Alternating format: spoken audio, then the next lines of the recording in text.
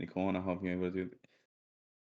Well, bye bye. It was so nice to see you. Don't feel like you have to stay. This is going to be long as hell. So if anyone does actually just need to take off in the middle of this, take off in the middle of this. Like, I'm not going to be offended. If you're specifically here for VOD reviews, we're going to be doing VOD reviews on the back half. We're going to try and get through about an. I'm not saying I knew there would be technical problems. Yeah, it's 4 hours long. I'm not gonna say I knew there was gonna be technical problems. The idea basically is to uh, is to get to about 6 p.m. Eastern Standard Time, and then I'm going to be doing a gold plat VOD review. I think that player is actually like plat 4 right now. I'm going to be doing an hour of that, and the idea is not that I'm teaching this person and you're looking at me to understand how to teach a plat. Like you're seeing me apply all of the strategies that I've been applying through what I'm going to teach you here into that one, and then I'm going to be teaching a grandmaster player and going through. Okay, Jess just said we're good to go. So are we actually good? Yeah, I'm straight to get started. I'll start now. I'll start now. Okay. I don't really know how that happened, but that was fun. Okay. So we just had like a tiny little bit of like broken stuff. A tiny little bit of broken stuff. Just to reiterate, because I'm going to assume we're going to delete the first part, and if we don't, whatever, we're going to get reiteration.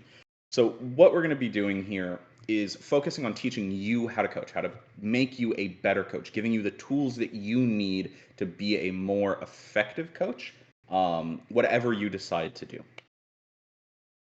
There's a couple of things I think that are very important um, to being a coach, not of Overwatch in particular, but just as a coach in general.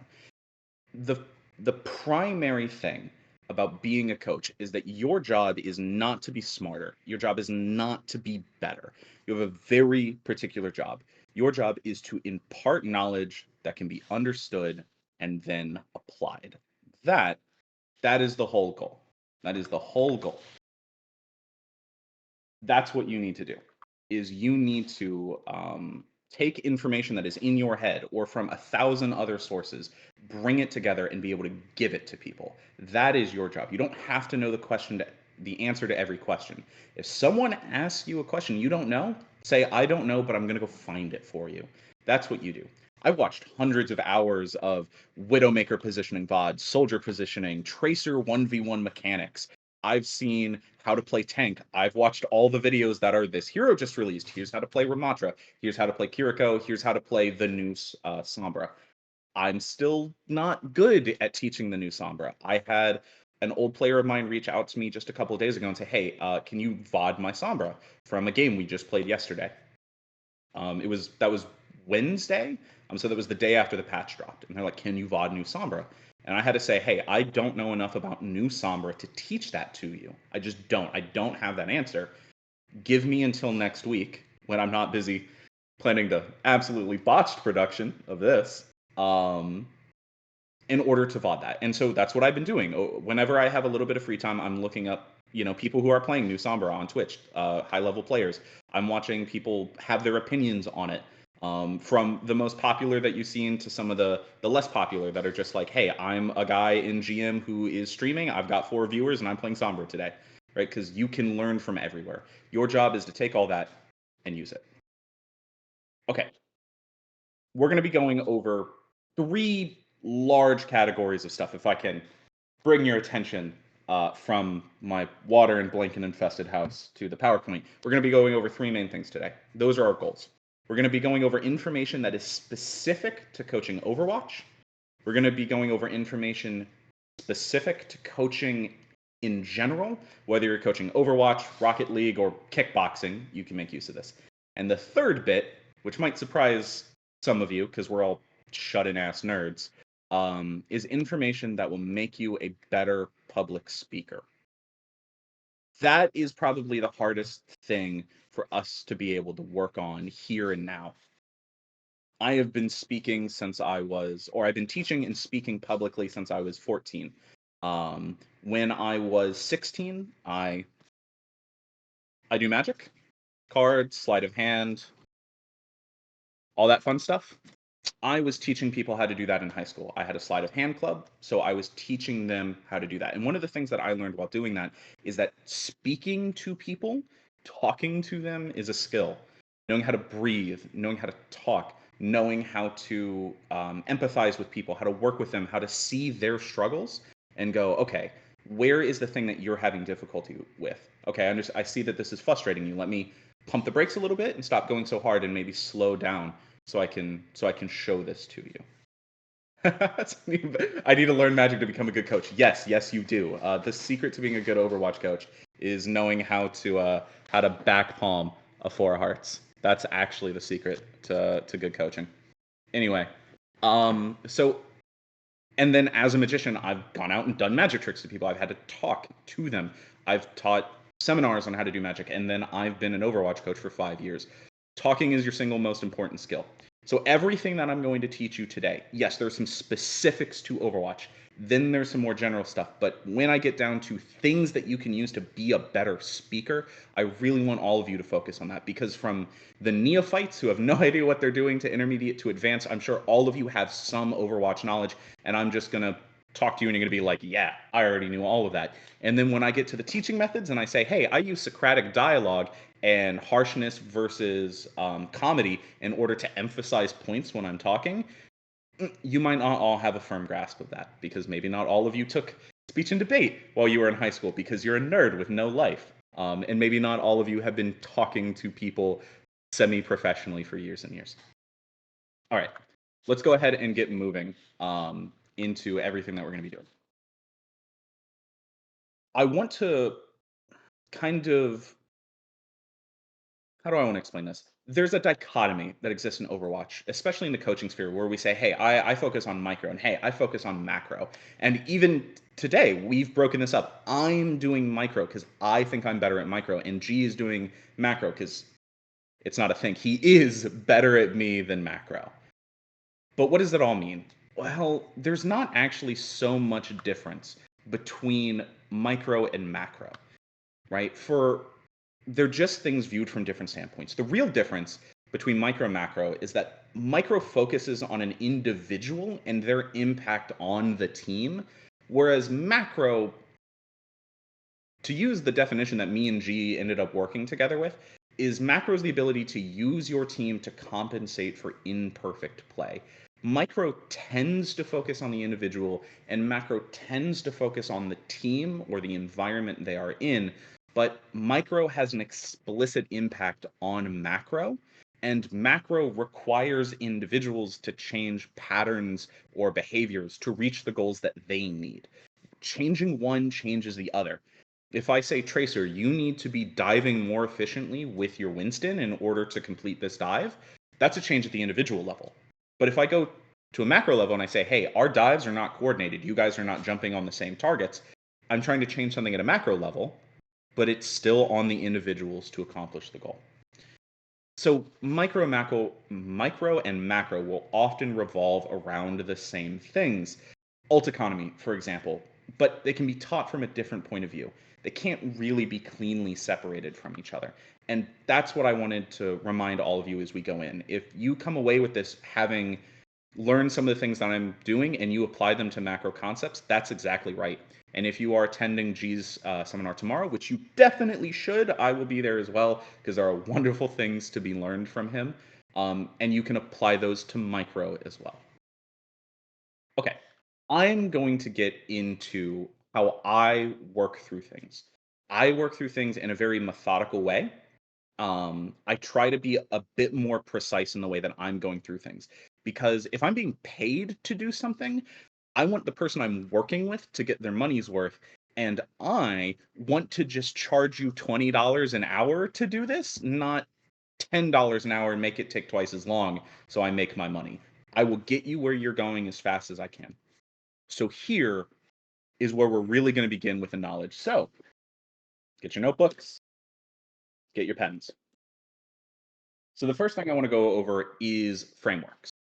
So frameworks are how I decide what someone needs from me. So from the very first time that I say, hey, I'm willing to coach you, send me your VODs, and I receive them. Or I'm working with a team and I say, all right, guys, I need to see you guys for an individual VOD review once every 2 weeks, and we're going to work on some new things.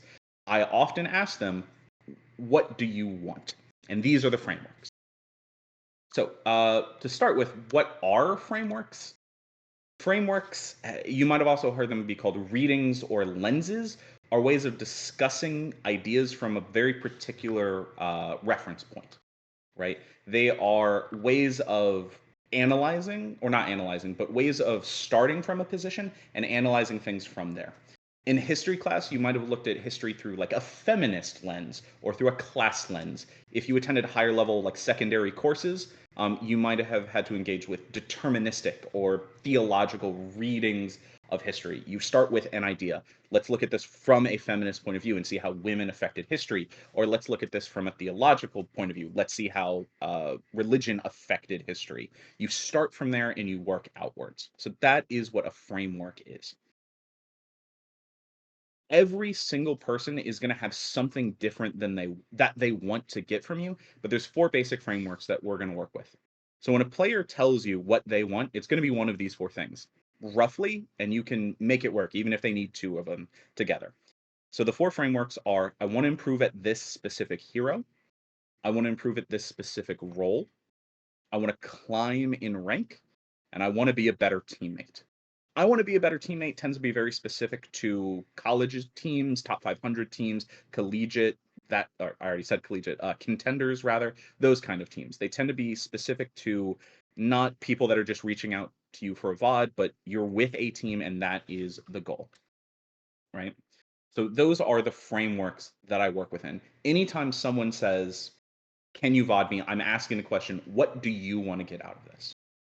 So with the framework, the absolute bottom framework, we need to apply it, right? So this helps us in a couple of ways, right? Let's say someone says, hey, I want to get better at Ana, right? Okay, you want to get better at Ana, but why?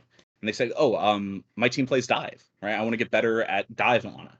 Or they say, I'm just looking to climb rank and I'm one tricking her, right? Or they say, well, I mean, maybe not Ana, but I'm just looking to be better at like these kind of supports. I love playing Ana, Baptiste, Kiriko. I want to be better at them, right? That lets us focus. That lets us focus in on the goals that we need to teach. Because as I am about to go on for literally 4 hours, I can talk for a long time about almost completely nothing.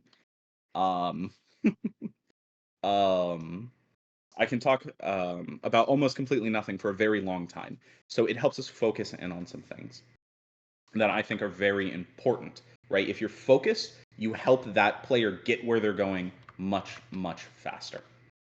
Okay, so let me give you an example, right? If someone says, like, I want to be better at Ana for my college team, right? We know we have two frameworks to work with, right? I want to be a better teammate, and I want to improve at this specific hero. That means we can avoid things like discussing meta considerations, counterpicking, or positioning that isn't relevant to like coordinated engagements, right? So I wouldn't need to talk to that Ana about switching to Baptiste because they said I want to get better at Ana, and my team plays dive Ana. I want to get better at that. Let's say someone comes to me and they're like, "Hey, I want to climb out of gold on DPS, right? I play like a bunch of things, but I just want to get out of gold." Okay, well, I know the framework I'm working with. You want to climb rank. So I get to discuss things like the meta. What is powerful DPS? Counterpicking. They have Afara. Let's talk about your hit scan capabilities, right? Uh, position and all of those things, right? So we get to work with them on all those important aspects to like things that you do as an individual that help you climb out of this rank. But it lets me avoid some more complicated things, right? Like I don't want to talk about on a position, or sorry, not on a position, like Widowmaker or Ashe positioning if I'm talking about DPS in general, because it's too specific. That won't be useful to them overall, especially if they like flexing and picking a lot of heroes, or if they don't play much Ashe or Widowmaker. It lets me avoid specific hero tech, right? They're not looking to get one hero down perfectly, and they don't need to know like the tracer hitbox manipulation techs that you can do to avoid going into Widowfire, because that's not what they're looking for, right? Um, and there are other things, right? Like dueling mechanics, right? I see that this player likes to take 1v1s. I can teach them how to take better 1v1s, but only on like one hero, right? They took a Tracer 1v1, or they tried to duel an Ashe as Tracer, and I taught them dual mechanics for Tracer. But then when they get into a game and they play Soldier 76, everything is different, They wanted to climb ranks and they played a lot of heroes. So you need to be a little bit more general in what you talk about in order to have them get the best impact. And dialing in on, hey, here's how you win that Tracer duel might not help them when they go into gold, realize Tracer's terrible because the enemy's got Moira Brigida and like Zarya and they can't kill anything. And so they go Soldier. It doesn't help them. And then another example, right? Let's say they want to get better at flex DPS, but in rank, right? So they want to be better at that role. They want to be better at flex support, and they want to climb rank. That is the goal, right? So we can discuss things like tempo, right? How do I play fast or slow with this hero? Finding advantage and capitalizing on it, right? Flex supports, off supports are great at finding the little holes that people have left open and exploiting it. Right? We can talk about aggression. We can talk about cooldown management, right? The things that are going to get you better at that hero or those specific set of heroes, and that are going to help you climb rank. And it lets us avoid things like talking about how to engage with a team, right? Because you're in comp, you don't care. And counter ulting, you're in comp, you don't really care. So that is the frameworks that I'm working with. These are all of the frameworks that I'm working with. Oh, I'm so sorry, Whistle. I did actually ignore your question. I was going to get back to it, and then I forgot to get back to it. So Whistle asked, I honestly have viewed the concepts of micro and macro as outdated. Will you agree with that take? Honestly, no. I think it's useful. It's a useful distinction, right? It doesn't mean it's a perfect distinction. It doesn't mean it is accurate. It just means it's a useful dichotomy, right? If I say, hey, I'm a micro coach, people know what I mean, even if both I can teach someone micro and it affects the macro of a team. I can work with the macro and say, hey, team, we need to get better at our dive. Let me show us how to coordinate a dive as a group. Individuals are going to have to fix that. That affects their micro. It's a distinction. It's an important one, but it's not perfect. And that's what I was saying. It's not a perfect distinction, but it's a useful distinction. Okay. Now we're going to get into a lot of things. We're going to get into a lot of things here. So I have shamelessly, absolutely shamelessly ripped off Buddhism in order to make this because I am just so good at having original ideas. Anyway, this is when I get a framework, that's just the starting point. That's things I can talk about, things I can theoretically talk about. But if I'm in a VOD review, I need to figure out what to talk about real fast. I need to know the problem because the frameworks are really general. Improve at rank, get better at a hero. But what am I actually going to talk about? How do I actually get there? This is how I know. So the four, not three, four ignoble truths. So the four ignoble truths are how to quickly identify problems in your live VOD reviews. Right? That's the general goal here, is that you are going to take these and you're going to look at people's gameplay and you're going to say, hey, I recognize that as this problem. So the four ignoble truths are wrong ability, wrong intention, wrong teamwork, and wrong execution. If you're looking at someone and you go, okay, they're diving in, but like they're always off from their monkey, right? Is that the biggest issue? Might be wrong teamwork. If you're looking at someone who's playing tank, who's playing Sigma, and you go, what's the problem? What's the problem? What's the problem? You get 2 or 3 fights in and you go, this Sigma keeps using shield only for himself, right? He's standing in the middle open using shield for himself. Where is his team? And then you go, okay, that might be an ability thing, right? His positioning is wrong, or his resource management is wrong, or he's not aware of where his team is. Or you're watching a DPS and you look at them and they go, why are they playing so passively? Like, why are you hanging out in the back, right? Just like plunking away at soldier. You're not doing anything relevant. You need to get aggressive. You need to get in there and you need to win fights. It's wrong intention. They mean to stay in the back. They want to stay in the back. You need them being more aggressive. You need them being more forward. Very rarely do we have a problem of execution. Most of the time, mechanics can be cleaned up on anyone and everyone, but it doesn't need to be that way, right? Like the biggest problem for someone is not the fact that they have minuscule aim problems most of the time. Most of the time there's bigger issues. So, looking at this, right, the four ignoble truths. The eightfold problems. These are the 8 problems that players are going to have. You can break these up into smaller bits, but these are generally the 8 things you're going to see, right? They're each distinct for the most part. And if you were to break them up anymore, you could still say, well, that is resource management. Well, that is team coordination, right? So let's go through them. They are positioning, self-explanatory. Resource management. Resource management is your cooldowns, your ultimates, all of those things. Tempo. It's not a great way to explain this if you don't know what tempo is, but generally speaking, that is the speed at which you play. Is your team one that goes really fast, like Brawl? Is your one that goes pretty slow, like Orisa bunker compositions that are seeing play right now? So is it fast? Is it slow? Hero understanding. That is, do you know how to play your hero to the best ability? Do you know certain techs on that hero? Do you know how to get the most value out of their positioning? Do you know how you want to play them against a Pharah, against a Genji, against a soft dive, against a hard dive, against Brawl? Do you understand how your hero needs to play in all those situations? Compositional understanding. So that is going to be, do I know what my role in this team environment is, right? Oh, my team's on hard Brawl. Am I playing Reaper here? Am I playing Soldier here? Am I playing Hanzo here? That is understanding the composition you find yourself in. It's also understanding the enemy composition, looking at the enemy team and going, oh, I'm playing Tracer into Brigitte Moira. I'm getting hard countered. I need to swap. That's compositional understanding. Then there's communication.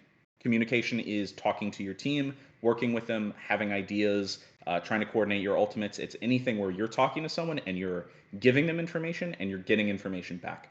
Ult tracking, that kind of stuff. Team coordination is relevantly different from communication. I can tell you, hey, let's combo, let's nanoblade them. I'm going to go in with the giant weeb stick and I'm going to kill them all. But if my Ana isn't in voice chat and doesn't hear me, that's a problem of coordination, right? They weren't there for it. Or even if they are there for it and I dash around a corner and my Ana can't see me because I just LOS my Ana because I am an idiot. I've never done that. I've never. Nope, never been me. Yep, have never dashed around a corner and gotten insta killed asking for nano. Anyway, uh, we all know, we all know, we all know, we all know. It is ungodly amounts of pain. Um, but yeah, so that is a coordination thing, right? Is your dive executed perfectly? Are you on the same targets? We said we're gonna do a 3-man dive. We're gonna land on top of the Brigitte and kill her before she gets a lot of Inspire procs. Why, Tracer, are you fighting Ashe right now? I needed you on the Brigitte. Okay, the Brigitte just knocked us all off. We can't kill her. That's a coordination thing. And finally, sip the water again, Evasion. I got you. Hydro homies. Anyway, Hydro homies out here. Hamster emotes in chat, everyone. Hamster emotes in chat. Thank you, thank you, thank you. And the final one is mechanics, right? Sometimes the answer really is the enemy is standing right in front of you. He has 20 health. Holy shit, hit a shot. Sometimes that really is just the answer to the problem you're faced with. Oftentimes, you can do stuff before that bad situation where you just have to hit shots or die, but sometimes you're playing Dracer, you're diving, you do have to hit things, you do have to contribute damage. Oftentimes, there's stuff you can do way before there, but yeah, sometimes you got to put up or shut up. You'll notice that you can break the first two of the problems, they apply to the first truth, right? So positioning and resource management is wrong ability, right? Tempo and hero understanding is wrong intention. Compositional understanding and communication is wrong teamwork. Team coordination and mechanics is wrong execution. So that's how I do it. Or actually, you can see on the other side of the slide how to determine what information is most useful. You find the truth. You figure out what's going wrong. Is it that they're not working with their team very well? Is it that there's something about the way that they're playing that's wrong? Is it they're just doing things that you find strange and you feel like isn't going to get any value? That's the truth. And then you go, okay, I think their intention is wrong. Is it tempo? Is it hero understanding? What is it? Sometimes it's multiple things. They have wrong ability and wrong teamwork, right? You look at those and then you break it down into the problem so that you can very, very quickly find what the core issue is. And then near the back, you apply the lenses. I have since changed that to framework, and I didn't fix it in our PowerPoint because I'm very stupid, but we don't talk about that. Anyway, the framework is the lens. You apply the framework. You say, okay, this person had bad intention or wrong intention. I need to talk to them about hero understanding. They need to know how to play Ashe into a hard dive composition. If they're going to one-trick Ashe, they need to know how to play it into all kinds of things. Specifically because the framework we're working is, I want to get better at Ashe. right? So I just talk about how to handle Ash in all of these. If it was I want to rank up, I'd say, hey, notice how Ash is terrible into this enemy composition, and Reaper is better, Cassidy is better, Bastion is better, etc., etc., etc. Right? That lets me find the things I need to work on, and apply it in a much more useful manner. Okay, what you can use kind of as a cheat sheet is top right for you guys. So typically, you're gonna find each rank making a very core mistake. Each rank will make a very, very core mistake. For bronze and silvers, it's almost always ability. They're right now Bastion is better. Might just be the easiest way to coach. Fucking real, G. Listen, if you guys have a DPS player who says I don't know what to do, tell them to switch Bastion. You will fix 98% of the problems that they have is just play Bastion. 100%, that is the realest thing I can ever give you guys.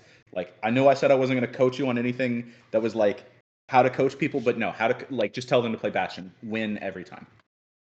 Anyway, core mistakes, right? Bronze and silvers, it's ability. They are almost always making a positional error, or they are almost always completely mismanaging their resources, burning their cooldowns completely unnecessarily, and that's what's costing them. When a silver player comes to me and goes, I don't know what to do. I'm trying my best and I feel like I'm doing good. Why is my Kiriko not winning? I'm like, dude, you're playing out in the open and getting shot from a million miles away. So you're throwing your Sozu at your feet at the beginning of every fight, and it's a 20-second cooldown. What the hell did you expect to happen? Right? When a bronze player goes, I just don't know. My teammates are so terrible, I can't possibly climb. And I'm watching them play tank, walking straight on a point as Reinhardt, swinging a hammer, never holding shield, never playing on any cover, never using natural cover. I'm like, dude, you're facing down a Bastion Reaper without shield, with minimum healing, and you don't know what a wall is. Obviously, this is a problem. So yes, for this is your cheat sheet. I'm telling you, bronze and silvers, it's almost always one of these. Teach them positioning or teach them cooldown management, and you will get them where they need to go. For gold, it's one of two things. It's ability or it's intention. Some of them know how to execute. Some of them know the plans. They know positionings, and they're not quite there, right? They just don't quite know how to get there. That's their intention coming up. They're playing soldier really slow. They don't know how to aggress with it, or they have no idea how to play Genji when the enemy is playing really hard counters to Genji. Moira, Brigitte, Zarya, Cassidy, May. They don't know how to play against those hard counters. Um, and sometimes it's like they've just been able to climb through brute force into gold. They sit low gold 5 or gold 5, gold 4, and it's still their positioning is pretty bad, and it's still their resource management is pretty bad, and they need to work on those things. Or maybe it's one very specific aspect of like resource management, right? Their cooldowns are starting to be okay, but they use ults at the worst possible times, or they never use their ults and they're giving it up, right? So it's often for gold's a combination. For plats, oh god, it's always intention. Once you're getting into plat, you stop making as many mistakes. You stop making critical mistakes. You start just making smaller ones that people that are above you could capitalize on. They see those mistakes and they could capitalize on them. That's why you're in plat. But the people below you, you can usually compensate with some level of skill, even for your mistakes. Or those players just don't know that you're making mistakes. They don't know how to capitalize on them. Even if they knew they were mistakes, they couldn't capitalize on them. So for plats, it's almost always intention. You're playing slow or you're playing fast. You're going in front of your team. You're never there where you needed to be. You're constantly trying to take DPS duels. When you're playing Tracer, you just need to shoot a support. Holy crap, there's an Ana that's free right there, Jammin. Sorry. That was a lot. I was coaching Tracer the other day, and holy shit, this man just wanted to like have a dick measuring contest with the enemy Tracer the whole time. And I'm like, bro, if you killed a support once, just once, it would be so much easier for you. But no, he wanted dueling mechanics, so I taught him Tracer dueling mechanics. I feel like I failed him. I'm so sorry, Jamin. You didn't deserve that. We might be seeing him later today. Anyway, um, sorry, losing my mind a little bit. Anyway, um, diamonds. Diamonds tend to suffer on teamwork and ability. And you might be looking at one of those and going, hold on, didn't we get rid of ability problems with Plat? Plat is just intention. Why is Diamond teamwork and ability? What happened? Diamond's a really funny rank. Diamond is a rank that you can kind of one trick a hero. Like you have unbelievably good knowledge at like Hanzo or Ramatra or the broken support of the day, right? Like I'm incredibly good at Ana, or now I'm incredibly good at Kiriko or whatever, and I play the broken hero and I win. You get to Diamond, and the meta starts to take hold, right? Like I can one trick Hanzo through every bronze through plat lobby known to man. But once I start getting into diamond, where meta starts to solidify, where people are playing with more intentionality, they're in VC, they're talking to each other, they're trying to work. You run into a lot more 2 and 3 stats that are really trying to win, and you start realizing, okay, yeah, I'm good at Hanzo, but I'm not good enough to overcome them just one trick in it, right? I need to do other things. So you go, okay, I'm a diamond 3 player. I play a lot of Hanzo. I can play soldier, and you get bodied because turns out, yeah, you're a diamond 3 Hanzo, but you are a plat 4 soldier. Uh, that's why you got wrecked. So often that actually is ability, right? Like you don't know how to position on a soldier properly. Like you just don't. You have aim, and that's great, but like you don't know what a corner is, right? Or you're playing Hanzo position. You're playing a mile in the back line, and you're playing Reaper, right? Or you play Tracer all the time, so you flank Tracer, and then your team goes, hey, let's get Brawl composition. Can you play Reaper with our composition? You go, hell yeah, I can play Reaper, and then you go play flank Reaper. And you don't actually help the Brawl at all. You just play flank Reaper. That's ability, or that's intention. One of those. And then the other thing is teamwork. People hit diamond and they just never go into VC. They never talk. They never work. They never have their ultimates together. They don't know how to play with them, right? They're like, I'm the Hanzo one trick. I know we're playing Brawl, but I'm the Hanzo one trick. Get stuffed. Or I'm the Mercy OTP. You're not getting anything but Mercy. I hope one of you knows how to play Pharah or Echo. They don't understand how to switch themselves to the compositions or what the enemy's running. They don't know how to beat it. That is a lot of things in Diamond. So with diamonds with diamonds in particular, I'd very much recommend discussing things like meta, um, what counters what, poke beats brawl, beats dive, beats poke, etc., etc. So they have a little bit more understanding of that. They can work on themselves. They can improve in some of those aspects if they have the knowledge to do it. Okay. Masters, it's teamwork and intention. Same thing for Diamond, although usually this is like I got into Masters and now the enemy's running a hard brawl composition and I don't know how to play like May properly in this brawl. And when I go, hey, you should be May walling off the support so that Baptiste can't hit the queen with immortality. And they're like, shouldn't I always wall directly behind May or directly behind the enemy tank? I'm like, yeah, in Overwatch 1, you might have been able to do that because you had an off tank covering the angle. You're now the off tank. Use your you need to use your Maywall to isolate, to cut off, to block. You need to do that to those enemies, right? And you need to focus on the correct targets. You can't just be spraying your gun willy nilly trying to catch everyone. You got to be a little bit more specific on who you're aiming for and how you're aiming, right? So for masters, it's often that teamwork and that intention. And then very funnily for GMs, it's everything. Why for GMs, it's everything. GMs are so good at the game, they are so good at the game that they never make a core mistake. If you think of the bell curve of decisions, you make terrible ones, okay ones, great ones, the bell curve. GMs are always landing over here. They're like 95th percentile of good decisions, right? So when you see any mistake, you kind of have to point it out. GMs are hard to coach because they're often better at the game than you, right? Like even if you were a GM and you started coaching, even if you were a contenders player and you started coaching, you probably don't play as much as you used to because you're now coaching. They've learned new techs, they kept getting better, they developed their skills. They might be better than you. And hell, man, I peaked diamond. I was 3176. I peaked that like 14 seasons ago. Every team I've ever coached is better than me.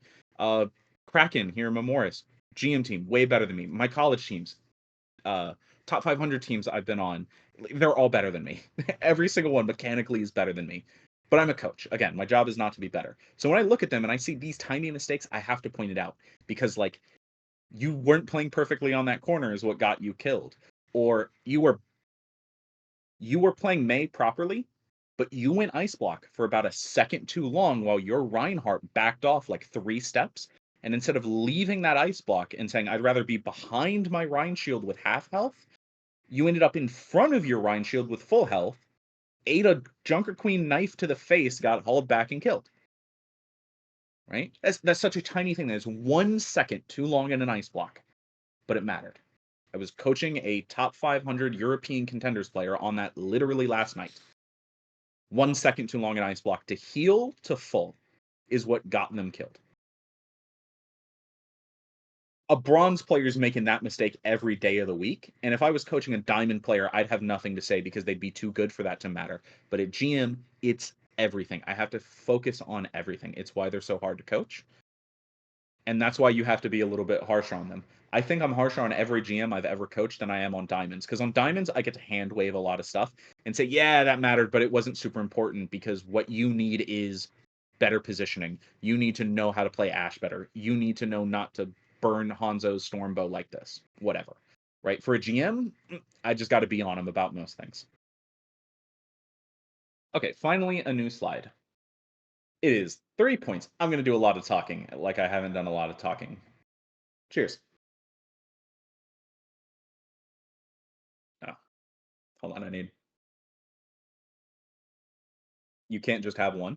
You need, thank you. Hamster emotes in chat. Hamster emotes in chat. G, I don't appreciate that. I don't appreciate that. I really don't actually. Fucking hydration. It's hydration. It's so good. It's so good. Okay. Um. Anyway. This is my methodology. This is how I look at how I'm going to teach. So this was all specific to Overwatch, right? That was all very specific Overwatch things. This is part 2. This is general coaching.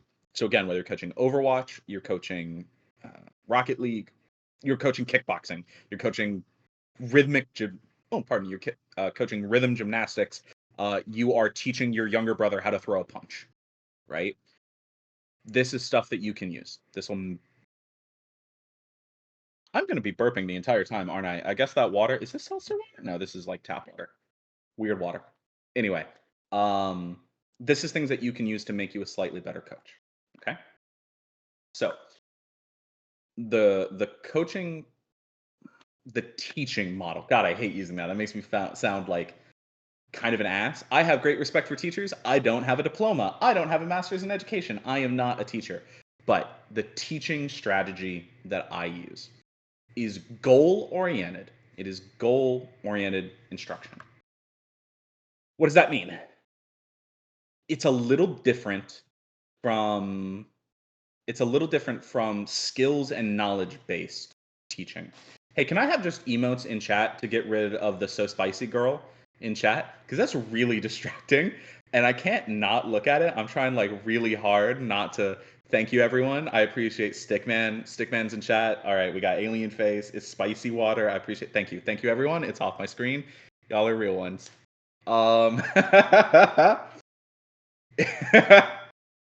Anyway, my train of thought was just obliterated by this weird train that has just happened. Anyway, so goal oriented, a little different from skills and knowledge based. So I need to give you a rough idea of what skill and knowledge based instruction is, and all of you have had this happen. Every single one of you who has gone to high school, who's gone to secondary education, has learned any extracurricular activity, has had this done. Skills and knowledge based instructions says, I'm going to give you knowledge and skills, but let's use an example. If I was teaching you how to fish, skills is here's how to tie the line on the end of your fishing rod, right? Skills is here's how to thread your line. Skills is here's how to whip your arm back and forth in order to get a good cast. That's skills. Knowledge is things like here's the difference between a flywheel and a bait caster. Skills is knowledge is you need a heavier lure at the lure at the end of a bait caster because it will pop on you if you don't do it. That's knowledge. Okay. And skills and knowledge based instruction ends there. They would hand you a test and it would say, do you need a light lure, A, or heavy lure, B, on a bait caster. And you would answer, you'd circle the wrong answer probably because I wasn't paying any attention, and you'd circle light lore and they'd fail you and they'd make a big F and you'd feel terrible. And then 2 weeks later, you don't need to use it, right? That would be skills and knowledge-based instructions. Everyone has been there, and all of you have probably experienced that at some point, right? Because that's tests. That is, study the notes, put it on the test, you're good to go. And then I'm sure all of you have gone like, how does this affect me in the real world? I'm not doing my taxes with the Pythagorean theorem or whatever, right? Goal-oriented uses skills and knowledge, but it ends at a different spot. So you still have to give them the knowledge. You still have to give them the skills. They have to have those. But you keep trying to add to it. So the first thing you add is concept building. So where I have there, observation, concept building. Observation is giving them the skills and the knowledge. Concept building is helping them develop an understanding of how all of these things work together, right?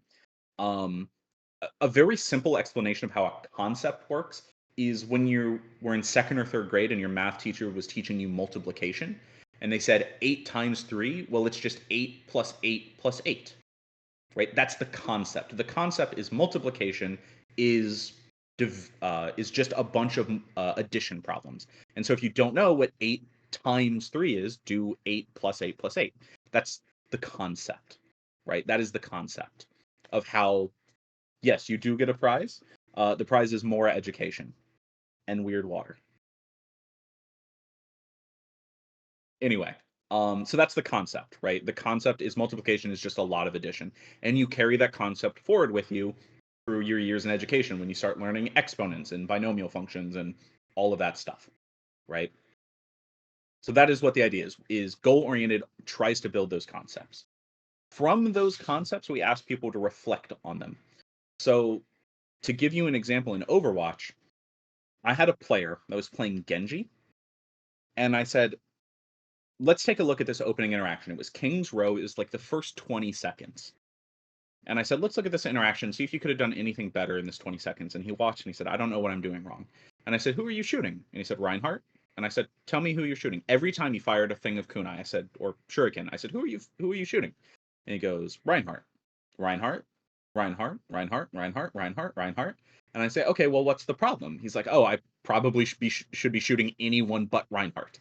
And I say, well, why should you be shooting anyone but Reinhardt? He's like, well, I'm not going to break the shield, and I might be able to like force that Ashe off that corner because she just headshot a Junker Queen. I'm like, yes, exactly. So that's reflection. You give them a concept. The concept that we had been teaching them is target priority is extremely important. You need to know who you're fighting.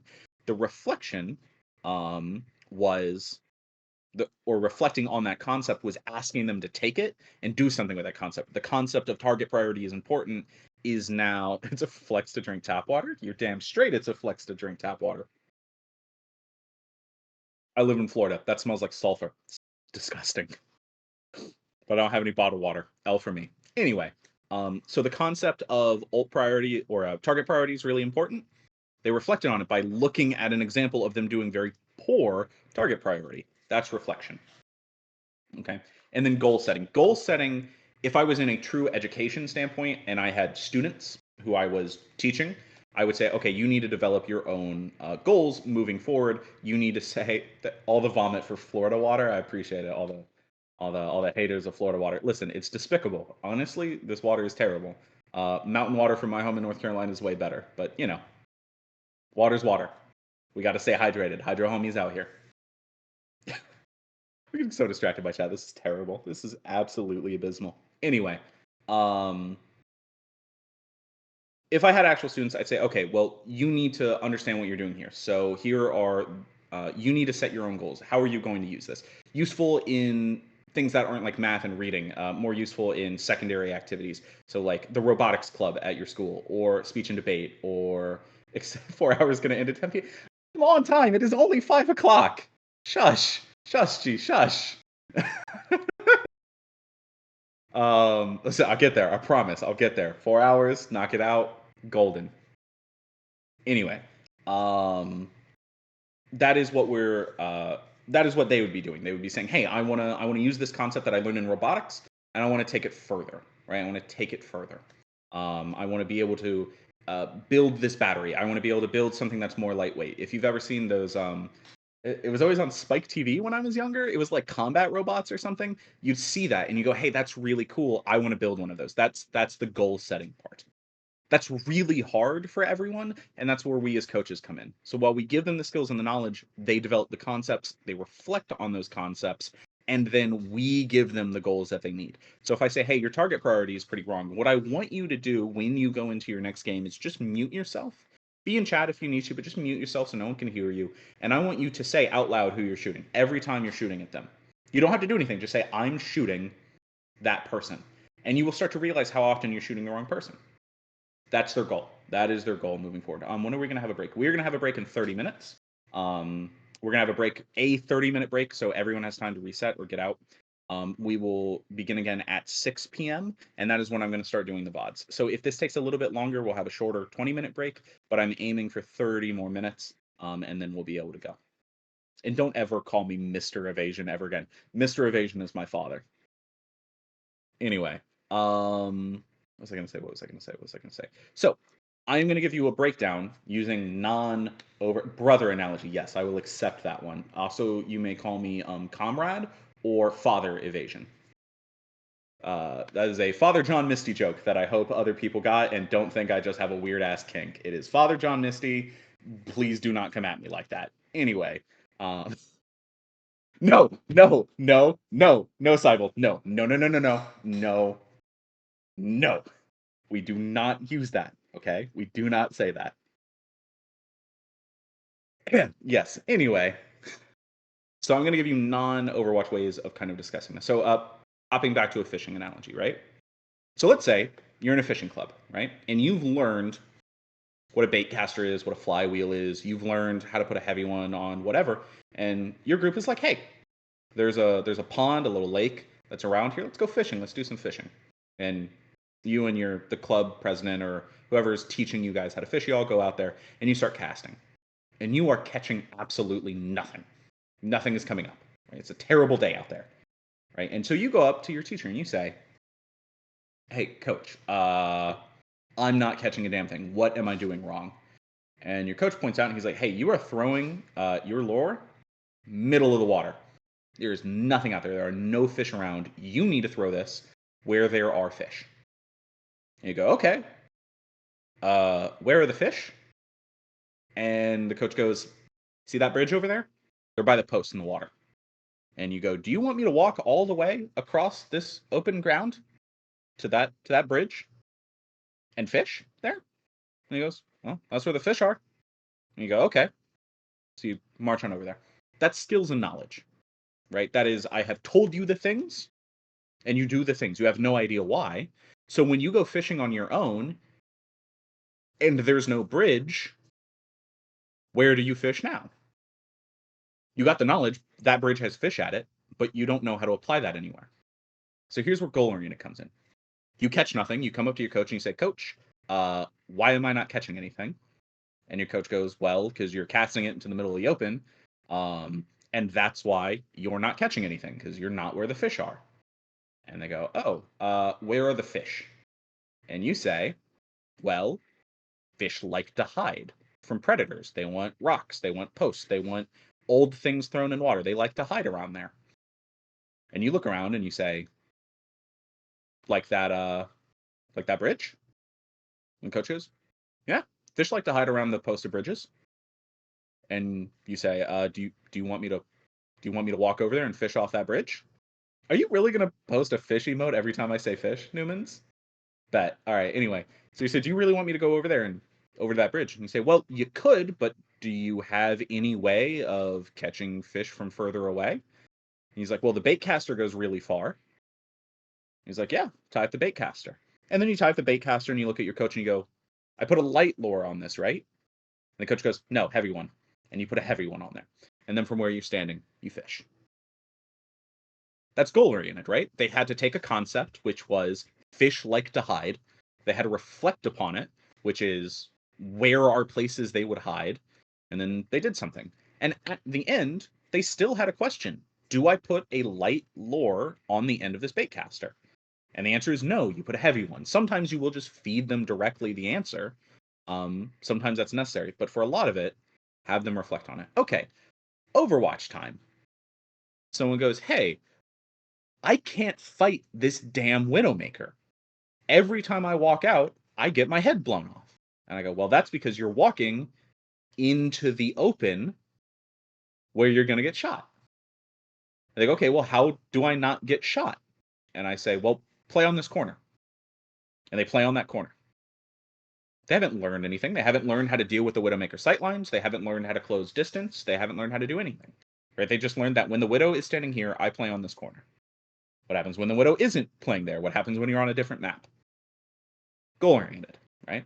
Player comes to me and says, "Hey, I keep dying to this Widowmaker. I keep dying to this Ashe. I keep dying to this Hanzo. What's going on?" And I say, "Well, you keep walking out into the middle of nowhere and getting your head blown off. Obviously, you're going to die." And they go, "Well, how do I deal with that? I have to fight from somewhere."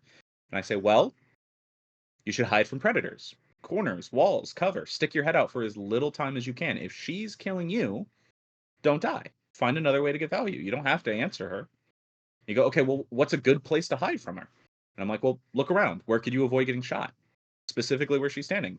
And he points out, "Well, that corner, I could hide on cart. Maybe I could stand in this doorway." I go, "Art, what's the best position?" He goes, "Well, I don't know." I'm like, "Well, think about it." And he goes, "Well, this corner lets me see most of the enemies, so I could shoot them. But this doorway has a mini health pack, so if someone pushes me, I could get the mini." I'm like, "Yeah, it's real good. Play on any of those positions. They'd probably be better." And so when they go into a game later, whether they're on that map or not, whether the Widowmaker's standing in that position, or whether they're facing down a completely different hero, they start understanding a little bit about positioning. They understand that corners are good for denying sightlines. They understand that mini health packs are good spots, right? Hide from predators. Very good advice, right? They start understanding that, right? And then when I go to the goal setting section, I go, "Listen, one of the main problems is that you end up standing in the open. So what I want you to do is self-narrate. I want you to talk about where you're standing as you're playing. I want you to talk about where you're standing every time you go to a position. Talk about, are you on high ground? Talk about, are you on cover? Just say where you're going to go. Just say, I'm going to go to these boxes. I'm going to go to this high ground. I'm going to grab this mega health pack." Talk yourself through there, and you'll find yourself learning about better positions. I'm going to go to these boxes. Uh, how many tackle do I need to kill widows? Listen, we don't talk about that. We don't talk about that. If you are, okay, actually, Overwatch should reveal the fishing hero. Like, I got the inside scoop, guys. Next hero, just a dude with a fishing rod. All right, his ultimate is yelling at you about how awesome his fishing game is and posting shit on Twitter that's not gonna get any likes from any girls he knows. Primary fire is whacking you with the fishing rod. Alternate fire is casting at you. Shit's crazy. Shit is crazy. G says Roadhog. Yeah, I guess. Yeah, that's hooking an opponent in. Brigida has a fishing skin. Dude, is this a new Overwatch 2 thing? Because I never pay attention to the new skins. Anyway, it doesn't matter. It doesn't matter. It doesn't matter. Okay, so that's my methodology. That is goal-oriented instruction, right? That is what I try to accomplish whenever I'm teaching anyone anything. I don't just say, "Here's the tools, here's the skills, here's the knowledge." I say, "I want you to work with me on this. I want you to develop this with me." Okay. Now work with me here, guys. I know we're all a bunch of nerdy shut-ins who don't like talking to anyone except in chat.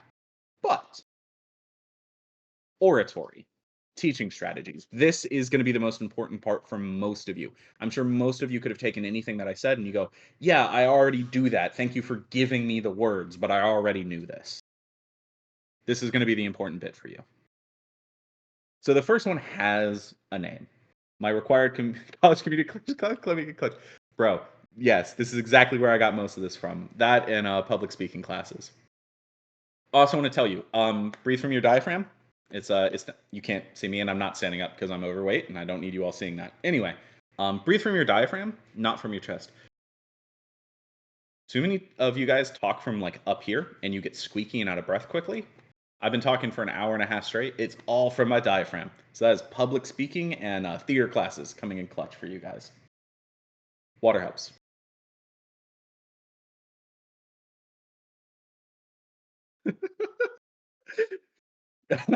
Theater mentioned. Hamsters. Loser gang. Listen, I don't know what you heard. I don't know what you heard. but the theater go crazy. Theater go crazy. Top for my thighs. Uh, anyway. So Socratic dialogue. You guys probably know who Socrates is. He's that guy who died that one time in that painting I got shown, maybe. Um, Socrates was kind of a prick, who was so pricky that Athens ordered him to death. And then instead of leaving, he goes, "No, dude, I got ordered by death. I got ordered to death. And it would be like morally irresponsible for me to be a lawbreaker, so I'm just gonna die." Yeah, he is also that guy in Bill and Ted. So Socrates is like bona fide badass, like just king shit right there, absolute king. What's the Socratic dialogue? The Socratic dialogue is a way of making enemies out of people who should ostensibly be your friends. So Socratic dialogue works like this: you ask a question to someone, and they answer it, and in answering it, they more deeply explore their understanding of a concept, and they come to new things. So going back to my fishing example, I say, fish like to hide. Where would you fish? And then you go, the bridge, or maybe that rock, or there's a broken down car in the water with a weird skeleton in it. I'm not going to ask questions. Maybe I should fish there. That is an example of Socratic dialogue. You ask questions, the person talks with you and to you in order to develop something that resembles better understanding. And this often just comes uh, at you having to ask questions to them. You often don't give them answers, you ask questions. Going back to the Genji example I had, who are you shooting? Reinhardt. Who should you be shooting? Oh, I think I should be on that Ash, right? I never gave them the answers. They came to those conclusions themselves. They just had to be shown there. They had to be dragged there. The Socratic dialogue is often about asking leading questions. It can come across as a little rude. Oftentimes, you're waiting for people to make mistakes in their thought process so that you can come in and say, well, actually, and as a dude, well actuallying is not something we should really be in the habit of doing too often. But oftentimes, when you're working with higher level players, diamonds, masters, GMs, this is a really good way of helping them think about the issues and coming to those conclusions that they need in order to apply them a little bit later. Thank you all for the actually things. And now I'm going to need a spam because one of them is moving a lot and it's very distracting on the left side of my screen. And I may or may not have undiagnosed ADHD at this point, but like I'm straight up like I'm looking away from it because it's like two there. It's two there.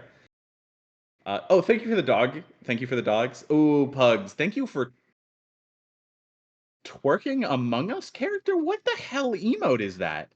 Hold on. Hold on. Give me a second. I gotta figure out Among Us. Okay, I'm not gonna think about that too hard. Thank you for the twerking Among Us character. Appreciate that. Real one out here. Yo, why do we have so many twerking Among Us emojis in this server? I'm not gonna think about this too hard. This is terrible. Anyway, so that helps higher level players kind of develop the concepts that they need. They work together to get to those concepts, and they bring them to light. They have an understanding. They just need to focus that understanding. Most GM players know why they're standing here, and they go because it's good. It's the right position to be standing in. And you say, well, why is it the right position to be standing in? That helps them develop that understanding. Okay, so that's the Socratic dialogue. If you'd like to learn more about the Socratic dialogue, YouTube videos, all kinds of things. But that is just a general thing that you can use. Asking questions, helping people develop. As you get a little bit lower, you're going to have to develop a little bit. See, that's not moving as much. That's nice. I can handle Socrates winking at me. It's a little sexually charged, honestly. I feel like he's being a little creepy, but I'm okay with it. Anyway, as I go through all of these, you might look back at everything that I've taught you and go, hey, he's been doing these things the whole time. And yes, congratulations. Whether I'm teaching oratory, rhetoric, Overwatch, anything, I use these all the time because they're effective teaching tools. The first one is repetition. I repeat things many times. When you go back in the video and you go, God, he really said the exact same thing like 3 times, back to back to back. In the moment, people don't see that, right? it often takes a lot to get through to people. People have a limited amount of attention that they can afford to give anything, a limited amount of attention they can afford to give you, to give to Overwatch. They have a limited attention. So repeating something many, many, many times, 2 or 3 times, helps the concept stick. So oftentimes when I go in and I use the truths and I use the positioning and I say, okay, you have a problem with your cooldown management, right? I will then spend the next 40 minutes talking about nothing but their cooldown management because they're not going to get value out of learning 5 or 6 different things. They're going to get the most value out of having one thing hammered in repeatedly so they understand the concepts. For those of you who have been coaching for long enough, you will have fallen into the trap that I fell into when I first started, and that G, bless his heart, that's a Southern thing that means he's an idiot, by the way, in case any of you didn't get that. G, bless his heart, still falls into this day, which is going on 2-hour-long tangents about literally everything that any team is doing at any one moment. And it doesn't help anyone because you talked about 8 different concepts for 2 entire hours, and they didn't get there. Like, they just couldn't hold it all down. It immediately went out of their head. Sybil's got it right. Got to give them chicken nugget, not the buffet. Perfect. Absolutely perfect. But yes, going on a 2-hour-long tangent, like I kind of am, about a ton of different concepts makes it very hard for people to hold it in. Going pretty consistently at 1 or 2 key issues for 30 to 40 minutes, an hour pushing it, and our VODs today are going to be about an hour long, is what's going to have the most benefit to an individual. And they're going to have the most benefit by having those key concepts repeated. Because again, I could go after all of these on a diamond player, but is it going to be useful for them? Okay, harshness and levity. I have been pretty light the entire time, but there are going to be times when I just need to tell a player that they're doing the wrong thing and they're being bad, right? Like they are just making mistakes and they need to fix those mistakes. And it gets dour, it gets sad, and people get into thought spirals where they go, damn, I really am not as good as I thought I was, and I'm actually terrible. And this coach is pointing out all my mistakes, and it's turtles all the way down. Right? You go into those really troubling thought spirals, it can be hard to get out of them. I use levity as a way to get over this. This is a trick for all of you. Coaching tip number like 2 or 3 at this point. Top 500 players, GM players, they spray constantly. It's a constant habit. Reloading, instantaneous spray on the ground, wherever it is. Genji reloading, I'm looking at a wall and spraying. Tracer walking out of spawn, looking at the ground. Reinhardt just put a shield down, hitting a spray somewhere on the wall. Right? Like that is how that works. Point it out. If you're ever having like a moment where you're like, hey, that was like kind of deep, like I kind of went in on him, or I went in on her, and I think she's like pulling away. I think she's like kind of falling into herself, or he is getting a little combative now, and I need to pull this off. I need to pull this away. You can be like, do you really spray all this time? Like, I just noticed you spray, and then you scroll back and you see all the times they spray, and you guys get to laugh about it because it's funny. You use levity in order to pull away from that harshness. It also creates a dichotomy. You're really dour here, you're really light here. Whatever you talked about gets inserted into their mind because they had a large emotional shift. Large emotional shifts stick with a person. About 70% of what we take in from auditory information is tonality, how someone sounds when they do it. So when someone has a really intense tone shift from light and hearty, and then it goes kind of dark and it goes down and we get a little bit more low energy, or someone gets really angry and just they say things and it's kind of mean and they don't really mean it, but like that's how it came out. Really harsh tonal shifts help solidify things in people's mind because they felt a change. Things hold there. That moment in time is kept in their brains. So you can use harshness and levity in order to bounce back and forth. Second to last is going to be, and I've forgotten it, so I'm looking, exploration. So exploration is kind of the key to all of this, right? How I said reflection, if someone wants to learn a concept or starts talking about something, there's a reason they do it. This is a tip for every single person in here who has a significant other. If someone says something, they talk about it, it's because they wanted to say it. Did I bring up my like weird interest in Magic the Gathering for seemingly no reason? It's because I want to talk about Magic the Gathering with you for a little while. Did I talk about how much fun I'm having playing Total War Warhammer 3? It's because I want to talk about Total War Warhammer 3, right? If someone brings it up, it's because they want to talk about it. Let them talk about it, right? Let them talk about it. If someone says, "Hey, I think I did a really good, I think I did pretty poorly on like ulting here," completely against anything we have been talking about. We've been talking about positioning and we've been talking about communicating dives, and they're suddenly going like, "Hey, I don't think I did ult really well here." They want to talk about ults. Let them talk about ults. Let them have an exploration of good ults and bad ults, kind of on their own. Use a couple of leading questions and always be willing to pull it back to that main concept, but let them go on those garden paths. Let them take that to a different way, right? Is there a source of the spray spam? Wait, hold on. I missed this. Hold on. Is there a source of the spray spam? If I use my sprays because I wanted to use my spray, understandable. Have a nice day. Real. I don't know. I think everyone who's ever gotten to top 500 is just twitchy. If someone backbones the 4 hearts, yes, I talked about magic because I was going to use it as an example later. I'm glad you all caught that. But yes, if they want to go on these tangents, let them go on those explorations by themselves. And they will have a good time with it and they will remember because they wanted to talk about it. You got them in a position where they wanted to explore ideas. Maybe not what you're talking about, but they wanted to explore the ideas they wanted to work with. All right. And finally, mentor, friend, mirror. And I know some of you guys are like, what is that? And I will explain it after water.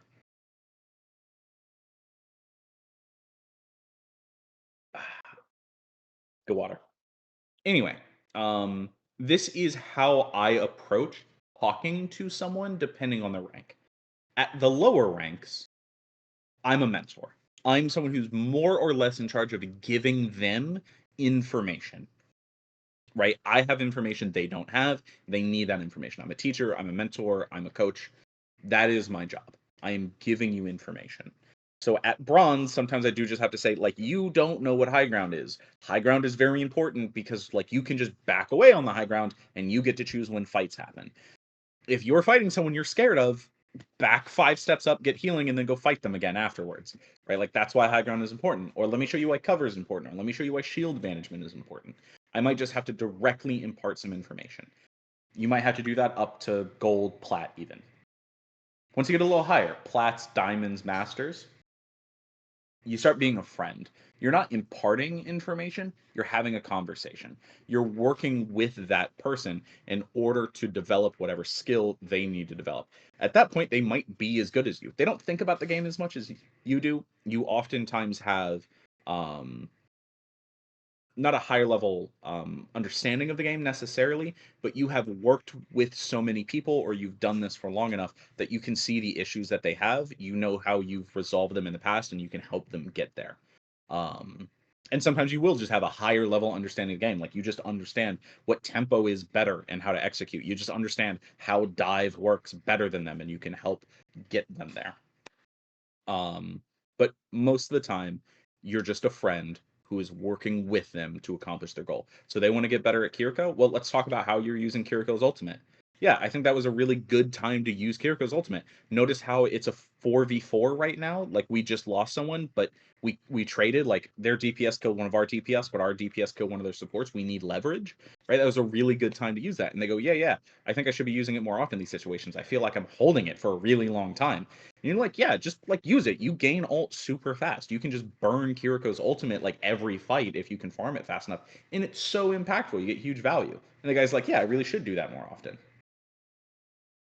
Right? Um, and then you have mirror. As I said, once people start getting up into GM top 500 contenders, they're smarter than me. They're straight up better than me. I don't have it. I ain't got the sauce. I ain't got the sauce. I just don't. So most of the time, I'm just holding up a mirror to their actions. For the Genji thing, who are you shooting? That is my GM1 hit 423 in a Genji, right? Like he's a damn good Genji. I'm just holding up a mirror up to his actions and letting him find his answers. I really don't have information to impart. He's better than me at Genji, right? but I can talk to him and say, hey, do you feel like this is a good blade? And he's like, no, I threw it so late. You can see how all their Genji, or not their Genji, they used Lucio beat and all that shield fell off. I could have used Genji blade here, but I waited on it for some reason. And I'm like, yeah, you might want to be more decisive. He's like, yeah, I really do need to just kind of like hit that button and go. I need to like hit that gas and go. So that can be really, really important for those GM top 500 players who you go, I don't know if I can coach you guys because you guys are all really good and I'm intimidated or scared or don't have the knowledge base. That is what you can do. Hold a mirror up to their actions and work with them so that they can think about it, so they find their own answers. Really, you're not doing a whole lot besides getting them into the headspace to be thinking about these things. Okay.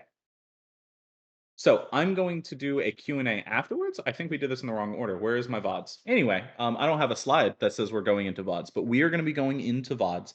I'm going to be pulling that up at 6 o'clock. I need a 30-minute break because, oh my God, I'm hungry. And given how long it took us to get text set up before this thing, we might actually need that full 30 minutes. For those of you who will be returning, from 6 o'clock Eastern Standard Time to 7 o'clock, I'm going to be reviewing a player from this organization, one of their more recent scrims. Of course, all the codes were deleted with the last VOD, so it will be the most recent VODs with the Sombra rework that's coming into effect, and Hanzo that isn't playable because it was pulled out of competitive and most teams were doing it. 2-hour VOD? No, it will be a 1-hour VOD. It'll be 6 to 7. We're going to be VODing a plat. That's about how long it'll take. I'm going to be using everything that I've shown you here in order to get there, to get it done in an hour and be really helpful. Stick around if you want to see my methods at work, or if you're like, hey, I coach plat players, maybe this guy has something interesting to say that I haven't heard before. From 7 to 8, we're going to be working with a Grandmaster player. This player is Grandmaster 2, I believe, or maybe has hit 1 recently from some of the more recent things. I know they're scrimming 4.5 right now. And so I think this will just be a comp game that they had that they really enjoyed. And of course, Hanzo is banned comp right now as well. So that'll be something from there. And that'll be 7 to 8. So I'm going to be doing 2 1-hour VODs. No. Hanzo is free now. Hanzo's free now. Hell yeah. They got it fixed. Hot patches. They fixed on the same day. Then how long was he banned? I thought he was banned for like, well, yeah, I guess like 12 hours or 24 or something. Anyway, so that'll be the comp. So we're going to be doing 2 1-hour VODs with, do you use Epic Pen? No, I have atrocious handwriting to begin with, and I have tremors in my hands a little bit. That's why you see me moving my hands so often. I need to move my hands, otherwise they stand there and shake. So 5 hours was it? God. Anyway, I don't use Epic Pen. I'm just going to be reviewing all this as you would, and I will be giving you the inside dirt on how to make your VODs look excellent, clean, focused, all of that jazz.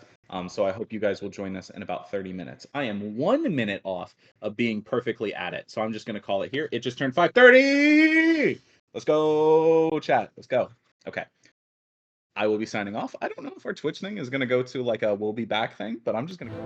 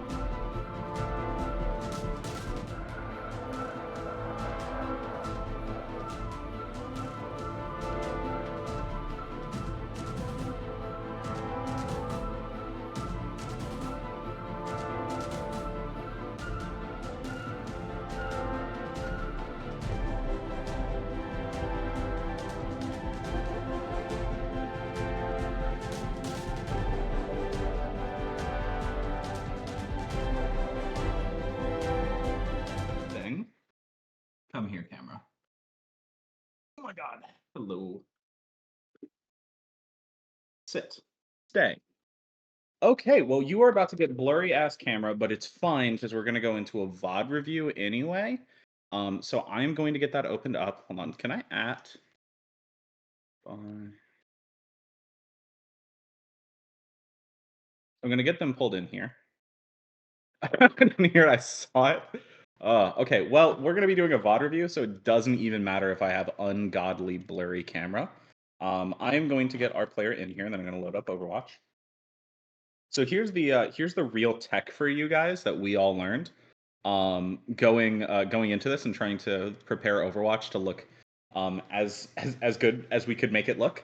Um, and that is to turn your settings on high and then to turn things like shadow quality way the fuck down.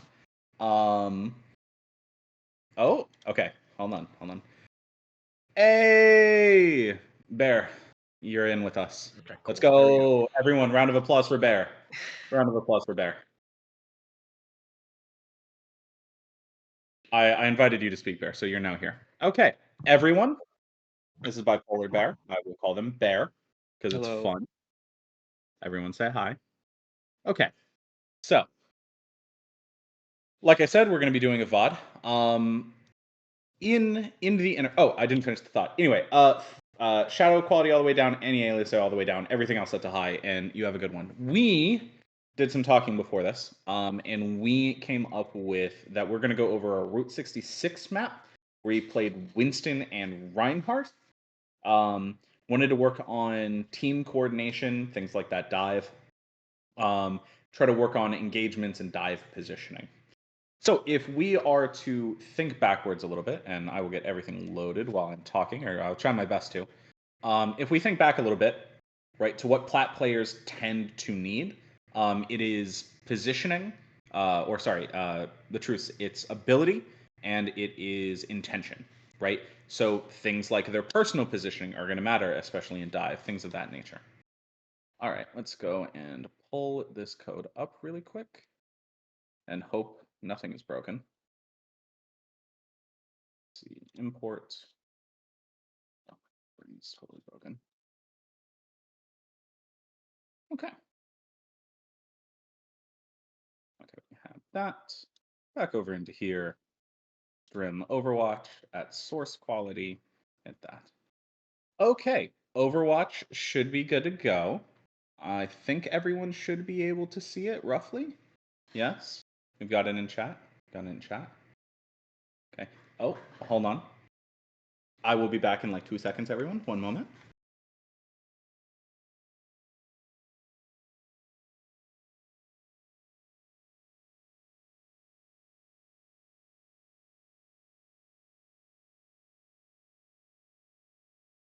Oh. It's very blurry and blown out, and I'm not sure why. But here's the empty one. Here's the almost empty one. So we'd be going through a lot. All right. So as soon as that is up, if we can get Jess to post another at everyone, to get everyone in here, so we're good. Is the source of the blur? Probably. My overindulgence in water is probably the source of the blur. How full of these? These are 800 milliliters, 24 fluid ounces. 24 fluid ounces. So that's 6 cups of water. Let's go, baby. Real. Actually just swimming. Actually just swimming. Okay. Ooh. I'm 99% sure that Jess just has this muted because she doesn't want to listen to me. And that's fair. I don't like listening to me either. But the fact that she won't send out and add everyone to remind people that we're here honestly hurts my feelings.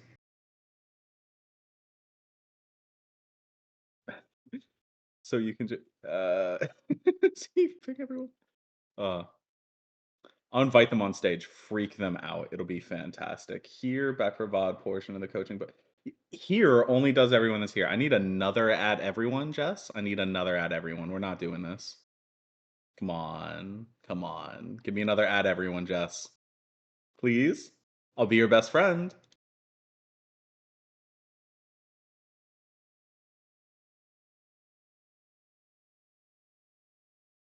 Yeah, everyone that's online, but what if they stopped being online?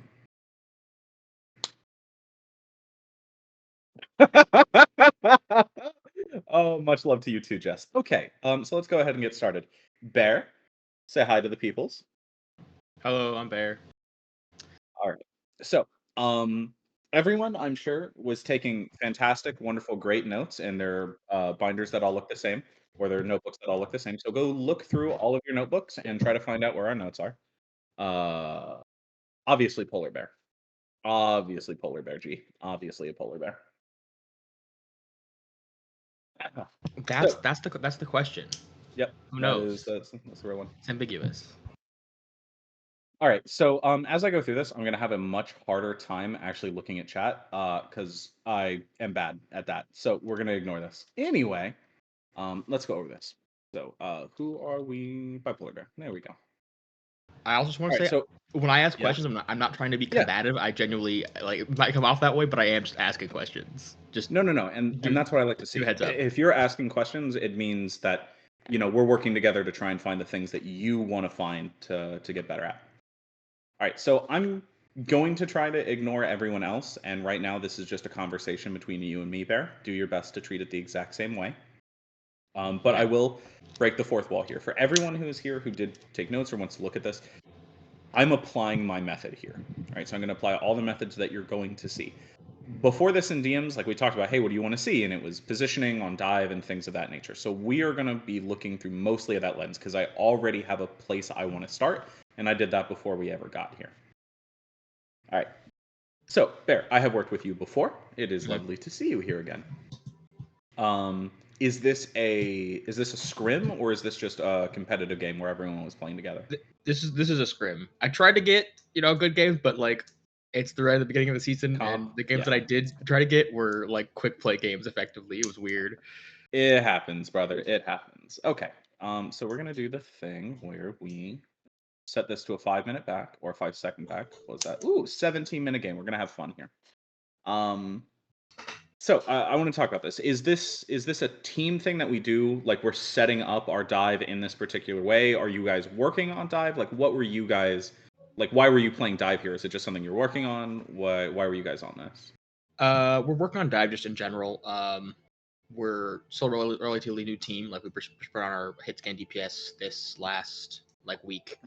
Um, in terms of like, I don't know, we felt. I mean, Route 66 seems to be a good map for dive. That's kind of why we're running it. Like we're not good at it, so we still want to practice it. So that's kind of why we're just running it in scrims and whatnot. Okay. Uh, so All right. So let's go ahead and take a look at this then. All right. So first things first, you want to zap those things down. You don't want to punch them. Listen, it's very important that you Tesla cannon those until they break. okay.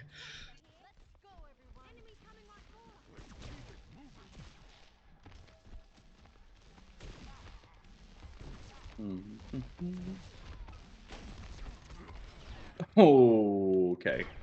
New Sombra.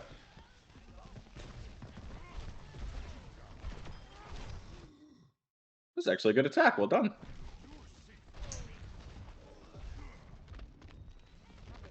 All right, so this is pretty solid as we look through here. One of the things I want to remind you of is that if you're running a dive composition like this, you tend to want to coordinate your attacks. So be careful of your movement. Like you used a movement ability to go up to that high ground, and I don't know if you were just moving to that high ground to move there, or you knew or saw that's where the Sombra ran off to, and you were trying to go for that kill.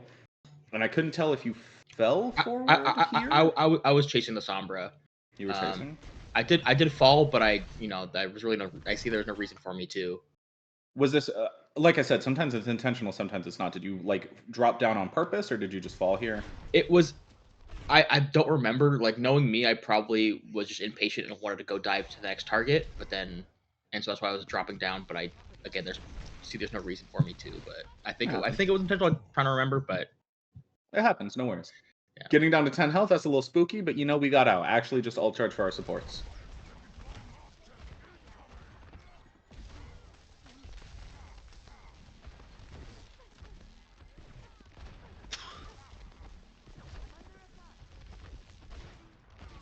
Okay, so you're obviously looking for this dive. And into the air. Okay, so here's something I want to bring up to you, right? This is good timing on this dive, but we really need to know what we're going up for here, right? Mhm. If it's just get the supports, fantastic.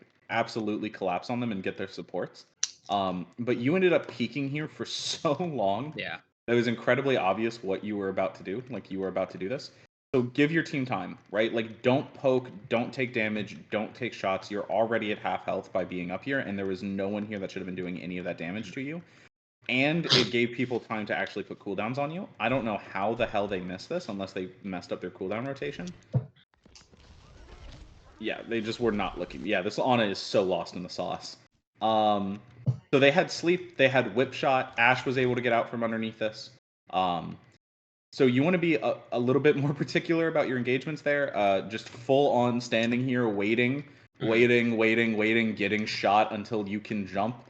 It was pretty obvious what you were going for. Yeah. And obviously we're back here, but they were all looking at you too. No, I want to be back on you.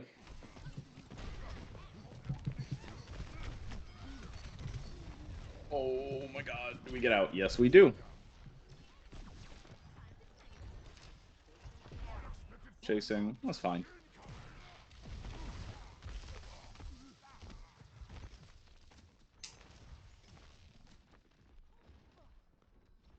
So you want to get up in their way. We are a dive composition, but that's no reason to allow them to take space and then try to move on them. Just get in their way, and you should be able to stop them a little bit more efficiently. So get in Like their you way can where? see, so you can see them moving here, right? And so any time that we have a little bit of delay is going to be good. You don't have to hard commit for this. You can stand here and zap and just body block and get cleave damage. Yeah. They don't have anything that can break you particularly easily, right? Like they don't have a ton of damage output. Sombra's already through. I thought they were gonna. I already saw them on the low ground, so I thought they were gonna go that bottom left way, and I just didn't. I just realized too late. They didn't have the rotation. Once they get out, though, once they get their Ashe set up on a firing line, it's going to be really dangerous. And this is, again, kind of a solo jump in. We weren't... Oh, Big nade. Big man nade. alive. Fruity hits a disgusting nade. One of the things I'd like to remind you is that you need a reason to engage on your dives. Sometimes you do just have to push dry, but for the most part, you want a reason to go up there. So someone got low, someone burned a key cooldown, someone's not paying attention, you're going to use Primal in order to re-engage, you hit a nade, something like that. This is actually reverse. You go up here without any reason to go up here, so they put a bunch of resources into you, and then just the nade from literal hell just comes out and claps 3 of them. But we didn't really have a reason. You just immediately get forced down and don't do anything there. But they just can't touch.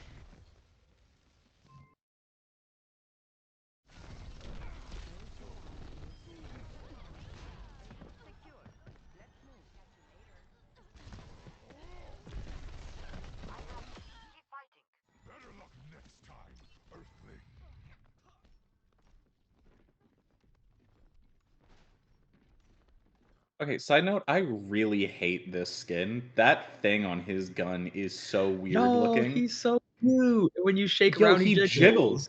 Yo, he Yeah, jiggles so dude. much. Dude, it's weird. Dude, his it's name weird. His name is Griblib. Who the hell named Griblib?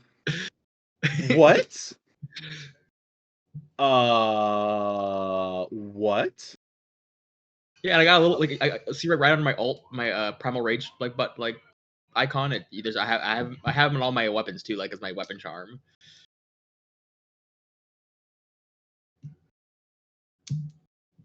I am He's cute. mildly upset. Like I'm legitimately mildly upset by that. So I'm just gonna baby. He like I'm not gonna be able to not look at it now. He just jiggles so much. He's just hanging out with me. You have a reason to go in here. This is good. So get cart progress while you can, right? If they're not gonna engage, just move that cart. No reason to peek your head out like this. And don't try to jump people when you're at half health.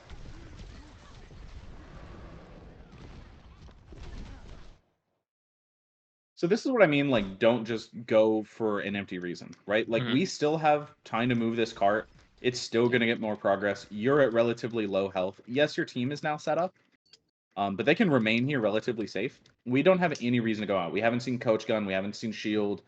break. We haven't seen whip shot. We haven't seen sleep. We haven't seen nade. We didn't hit them with a nade. You go in, you just eat everything. A nade comes out and gets 2, but it's too late, right? Like, you were going for the Ashe, or sorry, you were going for the Ana, but the Ashe and the Brigida are the ones that got antied.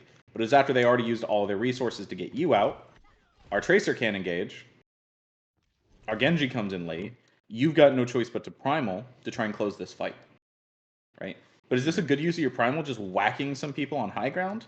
No. Not really, right? And card's not moving, right? We're not gaining anything on card. Now, yes, kill the enemy and do it, but there isn't a whole lot of difference between this and this, besides the fact that this room was absolutely free anyway.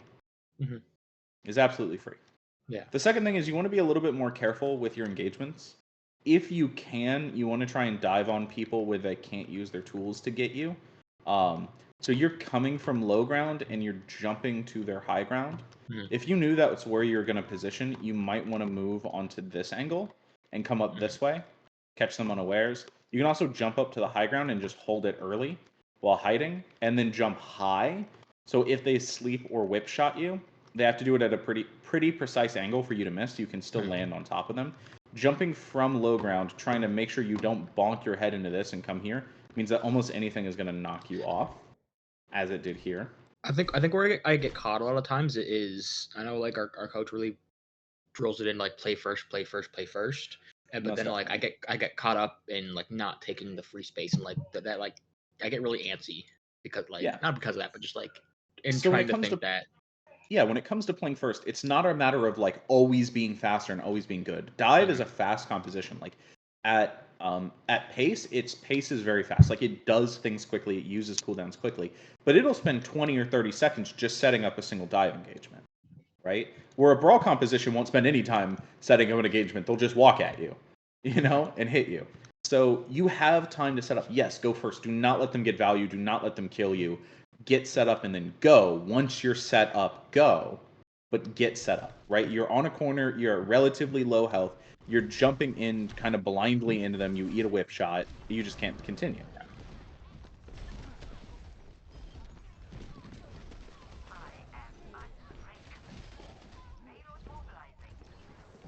All right, break the fourth wall. I did ask you for a close loss, and you are bullying these fools. What?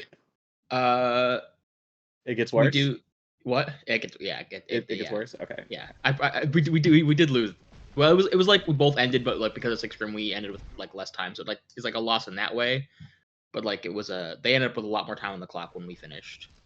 What the hell was this?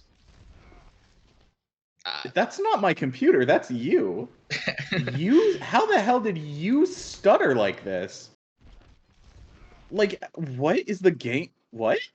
Might just be like a replay thing. Is it a replay bug?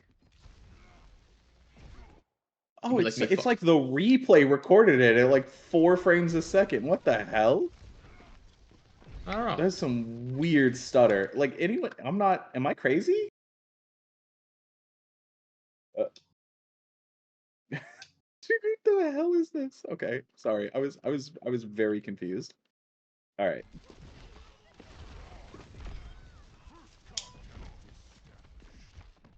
Like so far, besides the fact that you need to position yourself a little bit better and you need to stop engaging while at relatively low health or like half health, your engagements have been clean. Like your team's been on the same targets pretty much the entire time.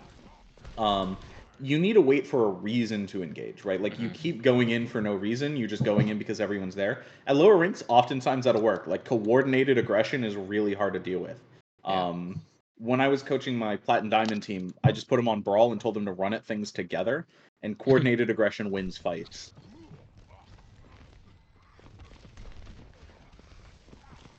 So this is what I mean about like when I was talking to you way back here. Yeah.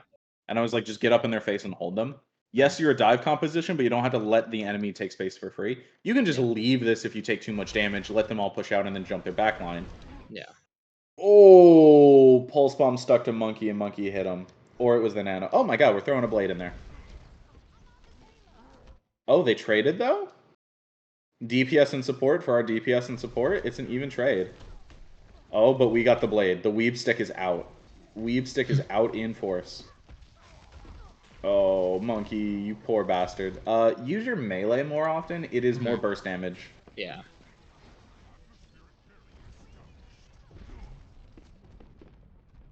Run back to spawn. You know they're respawning. Don't let them chase you down. No, they didn't chase you. Cowards! So in a position like this, I would be trying to find a spot where I can engage the enemy from. I go, okay, I know what they're playing, right? They have an Ashe, they have a Brigitte. Obviously, they're going to try and stop me from doing this dive. I need to get set up in a better position, right? So there are kind of limited angles in here, but where would you want to start, right? This is before the fight's broken out, so you need to find your spot. So where would you want to go here? I mean, I usually know like the supports like to stand on like the truck around there, like the semi. So like just diving some like finding somewhere to look to get on top of there. But like it's pretty like long. I wouldn't think I would want to dive from like main because that's a very long sight line. So like either top left, like somewhere up there, or from like the bottom, like bottom left, I guess. Like over here? no, like on the opposite side of the like opposite lane. Like over Like here? yeah. Oh, like come out this way. Okay. Wait, what the hell is this thing? What? What the hell? How have I never been back here? What? This is new? How have I missed that? Seems awesome. I know they added some stuff. I don't know if that was added, but I'm like so confused. That has always existed. G, you're lying to me. What? Mhm. This is not something they added when like there was one tank, like they did all that cover on a bunch of the control point maps, like Lijiang. Yo, bro, don't do this to me. Don't do this to me. I'm already creeped. I'm already creeped out. Don't do this. No, they added a few boxes around the main. Okay. All right. Yeah. Whatever. So yeah, you're probably right. You know they're probably gonna want to set up here. If not everyone, then at least a support, maybe the Ashe, alternatively, maybe over here, depending on how hard we push. So while you have this downtime, right, it's a good idea to try and take space from the enemy for free, right? If I'm holding up here, I'm not really going to get shot. I'm not really a threat. And even if I do get pressured, I can retreat very easily, but I prevent them from holding this. Nothing sucks more than getting an Ashe or a Reaper stuck up here and you just can't get them out. So take it first. You have downtime, use that downtime. You're just standing in front of cart, not really doing anything. So you're right that you need to take something from the enemy. And you get there, but it's a little bit too late, right? They've already gotten their setup. Their monkey was right there on you. You just... Oh, Jesus gods. That's both of your support. That's sick as hell, man. Hold on. We just gotta appreciate this real quick.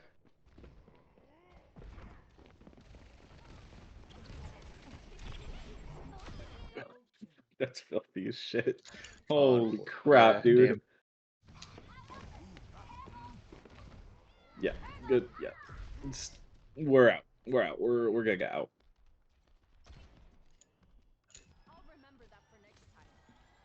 Getting your supports all charge, you know, that's appreciated. That's appreciated from a support to a support.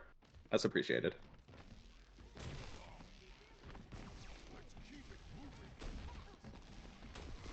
Ah, damn.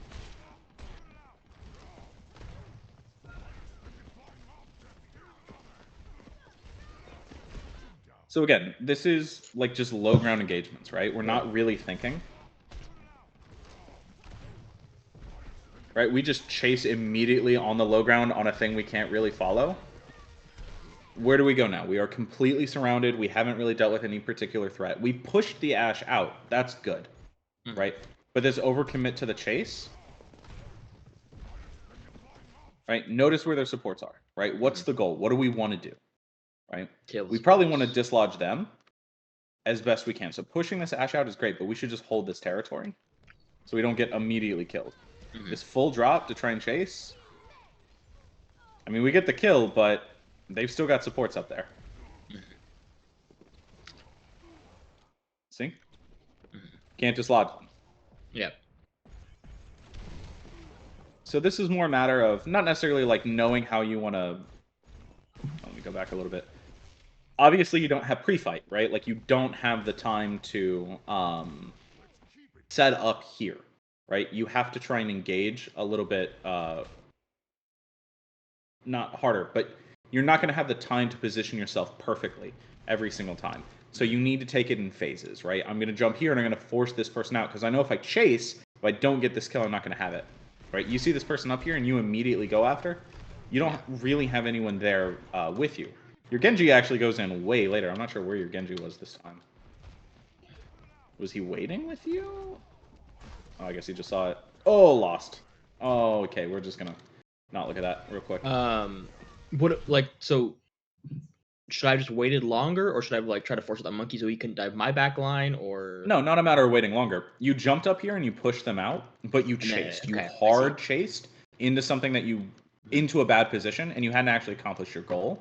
Your goal on dive composition most times is going to be like kill supports, right? Because they will extend fights, and we should have known they were coming up on rally because they haven't used like rally or Bob or anything besides Nano and Primal, and obviously that killer pulse bomb. So we knew they were coming up on it. So we wanted to try and secure the kill on them before they get to use that, or barring that, get them to use it and then get out. We overcommitted for a DPS. Yeah. Way overcommitted. And then we just can't finish. Right? Go ahead. We dropped to low ground. We ended up getting surrounded. If we had just forced out the Ashe and then stood up here, we would have been in an okay spot to try and engage onto the supports. We needed to clear those angles kind of bit by bit, piece by piece. Whereas you did like this whole full engagement and you're like, I'm going to chase the DPS onto low ground, onto main, get surrounded. Okay. So starting to force out the Ashe there was fine, but then following her was the yeah, hard committing without the resources in order to do it. You saw where you did this weird shuffle step right here. So you jump, she gets forced out.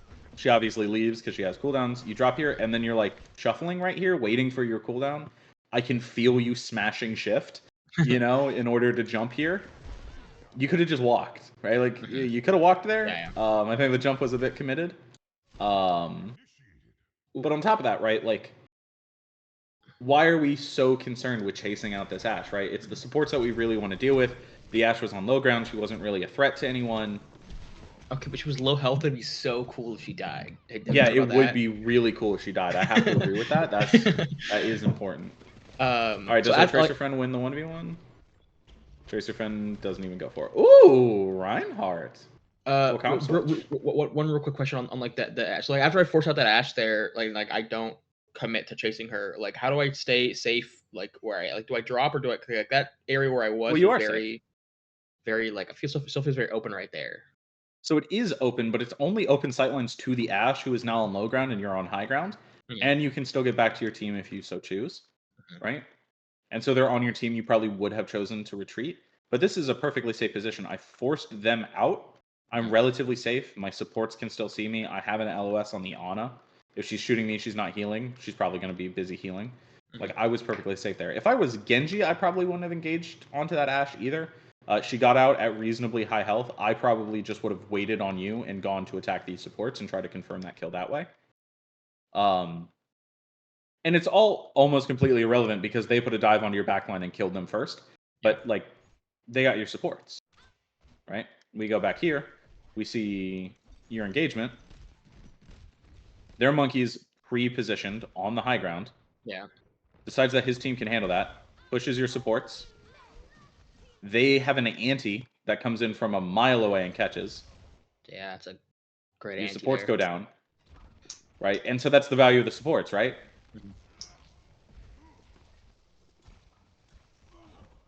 Like, that's the value of taking out the supports. They executed extremely well in order to take out your supports. Take them out first, you're going to be able to leverage that advantage. Okay. All right, and now we switch on to the big German man who hits things, my favorite guy.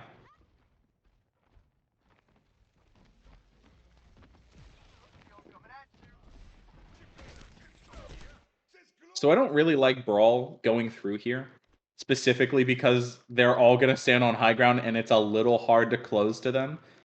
You're on a Lucio now, which is pretty good for moving you around. Personal preference here is probably a bunker composition just because you can shoot at the enemy. But relevant to here, right? How's the best way to try and get to here? Probably to wrap through here. Yeah. Try to avoid those sight lines and just try to rush them off. You have shield, you're going to be able to survive. Like, the only damage they're going to be outputting onto you is Ash, and Tracer's not going to be on you, it's going to be on someone else. So your shield will be able to survive that. You just have to move quick before their Tracer is able to get picks into your backline. The plan was, I can't remember, like, because usually, like, I'm calling for the comp switches is like the way we kind of do it, and I think I call for the comp, which usually Sim May, but I think we kept the Tracer for the pulse bomb. So I think, like, going into this fight, I was still in the mindset of we're gonna TP onto them, and I that's like you kind of like default when we run this comp, but without the Sim, because we just save we Save the it for pulse Tracer. bomb. Yeah. I didn't really know what to do without that TP to close that distance. So So I mean, I'd see now to go left side, go that way, but definitely still stuck Your in brain that, just kind of went, oh my god, where's teleporter? Why am I dying? well, like I knew, but like I knew that we didn't have. I mean, I knew we didn't have it, but like I didn't. My brain didn't go fast enough to like, what do I do? What is like the plan now? And so yeah, just So you just reacted to everything happening? Oh god. pretty much. Oh man. Yeah, Primaling Monkey. Oh, Jesus. Oh, I don't even want to watch. Yeah. Oh no! No, you're stuck! Oh, fuck. Oh god. Oh god. I mean, yeah, that's one of the reasons you don't really want to run Brawl here, because that'll happen. Oh, this is brutal. I mean, they did actually use a lot of ults. I mean, that's kind of the thing about Brawl, is it demands resources. Their composition is not particularly good against it. They just have a good position and better range. Now we're on the teleporter. So Symmetra lets us get around the biggest... Everyone else sees Lucio's face, right?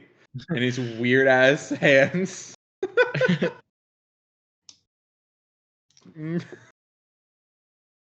Oh my god. Okay, we're just gonna...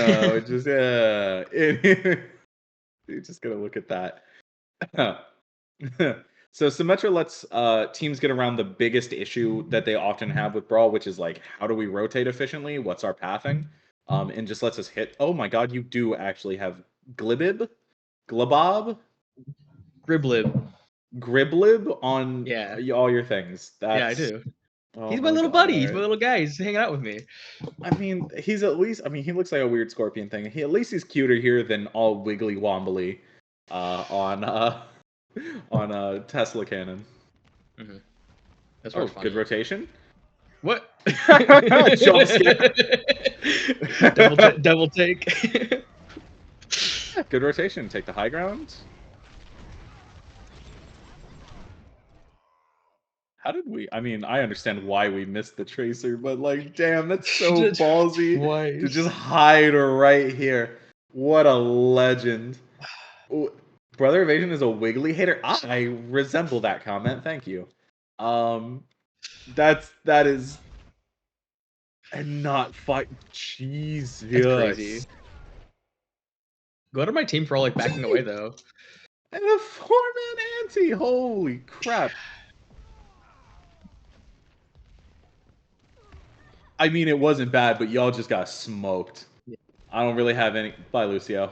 Or Baptiste, whichever corpse that was. So it actually was a pretty good rotation. Unfortunately, they were just able to get to that high ground and, like, schmack you. Again, this is why it's pretty bad here. It's just not a composition you want to consistently run into this point, just because it's so hard. I'm sorry, what? Dog, where is your team? They cannot help you. True. Yeah, they just have the angles on you. Like, this is... Yes, this is a... like, you can do better rotation, so you're not always just charging down main. You guys haven't even considered, like, teleporting up to here. Right? To walk this way to get behind them to close distance. You haven't been able to execute your teleporter strat a single time yet. To get onto them when they're standing over here. And you tried to make a rotation up here, and this was probably your best bet. But it they were able to meet you here because it was a little slow, and their tracer saw you, and et cetera, et cetera. But we just keep ending up standing on main.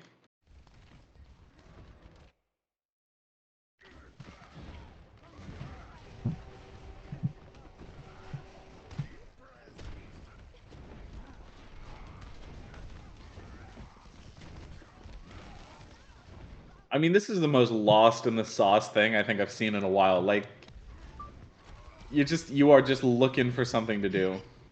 Yeah. I swear my Reinhardt's normally better.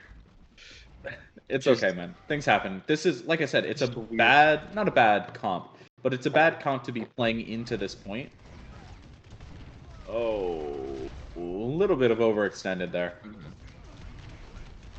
Again, I think your biggest issue here is that you're not positioning yourself well. Like, this is an off moment, and you're just way too deep, taking damage. You're now forced to backpedal. The enemy Ryan's going to be able to come in for free and just start swinging.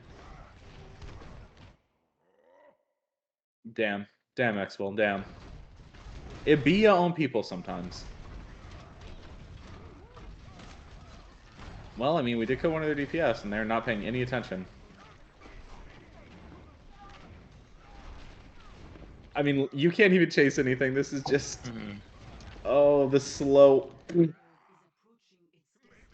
The slow walk. Oh.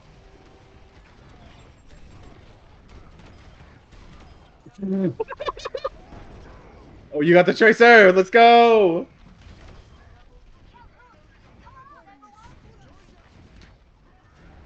This is so aggressively silly.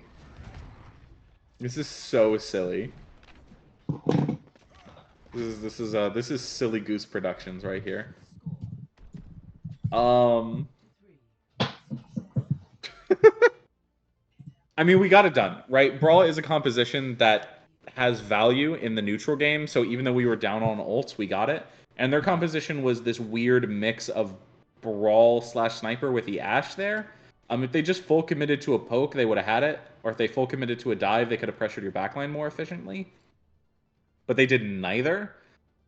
So they just kind of eventually let you win. And they never, ever retreated, right? They went down like 2, and they just kept fighting one by one, trickling in. Yeah. Right, let's see if I have... I mean, scrim code, so this could go on for a while. We're gonna cut forward a little bit. 20, 30 seconds at a time. There we go. So back on the defensive dive composition, I think that's okay. You just need to know what you want to do. You want to constantly be pressuring the enemy first. Like I said, dive will take a lot of time to set up, and then once it goes, it goes. It is very explosive. It jumps onto people with a kind of reckless disregard for what they're doing. You get one opportunity. You see that they used a cooldown. You have an anti-nade that hits them. You see them misuse bubble. You have pulse bomb, and you want to just kind of make it work. It has a lot of tools. On defense, you have time to set up. You have time to engage in a way that you want to. Right? You get to choose how you set yourself up, and that means you can often engage first from an easier position before the enemy gets set up. So especially once you notice that they're running a mirrored composition to you, they're running the Genji Tracer Winston dive as well. You're going to want to be a little bit faster than them. You're going to want to be more in their face.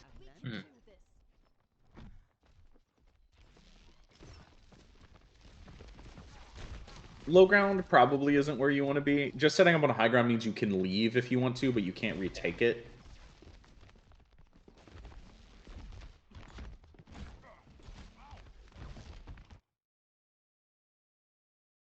Dog, why are you so far out in the middle of nowhere?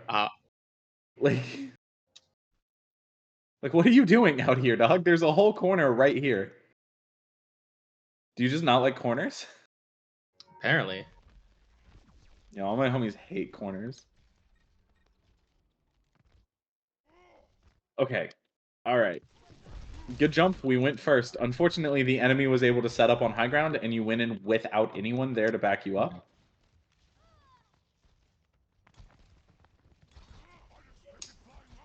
Yeah, that was rough, buddy. That was rough.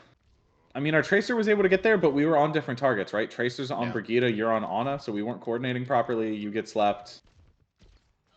They pocket each other. They're DPS all over your back line.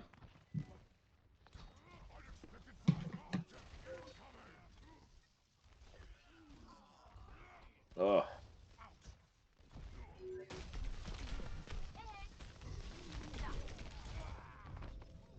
Jeez Louise, that is pain. That is full pain. Okay. So again, we wanted to set up a little bit earlier. You ended up just playing on the low ground the entire time. They were able to get fully set up on the high ground, and then they took that engagement against you. Right? They were able to set up here, make that jump, and take out your backline, and you weren't able to do anything first. If we're already on the high ground, we denied them that position, and if we ever want to drop, we can. We get to do that for absolute free, right? We just walk backwards and fall. So it's something to consider that if you're running that dive composition, you want to be postured forward, you want to be holding high ground, you want to be denying them their engagements. We kind of engaged at exactly the same time, which was pretty rough there.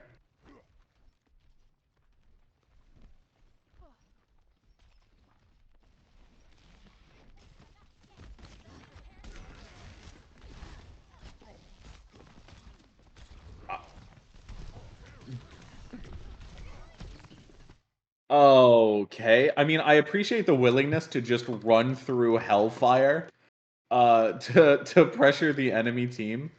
But again, we're going out without anything. You're not even trying to be subtle about it. Like you're walking directly towards them into firing lines, just getting blasted. Yeah, that was. I'm not saying you need subtlety to execute dive, but maybe a little more subtlety. That was okay. Let's talk about this. If you were gonna do this again, right, with the knowledge like they're gonna try and boop you off, where would you want to approach from?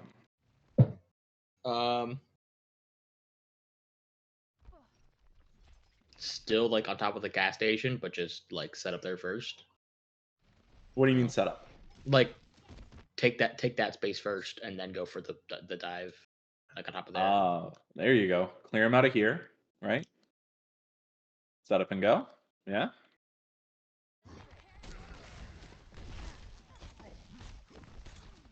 This is so funny. The Genji just plink, This is plink, just plink, whacking plink. you. I mean, you immediately get booped, get saved by the rock saving you in the mist, sleep. And I mean, this is just one of those things, right? Like, we're not diving on them for any reason. We're just diving because we're there. And again, sometimes that'll work, but we didn't see any cooldowns come out of them. We didn't hit them with a nade. We didn't get anyone low. We obviously didn't have a good position, right? Like, the monkey is currently all over our backline. Now they healed, but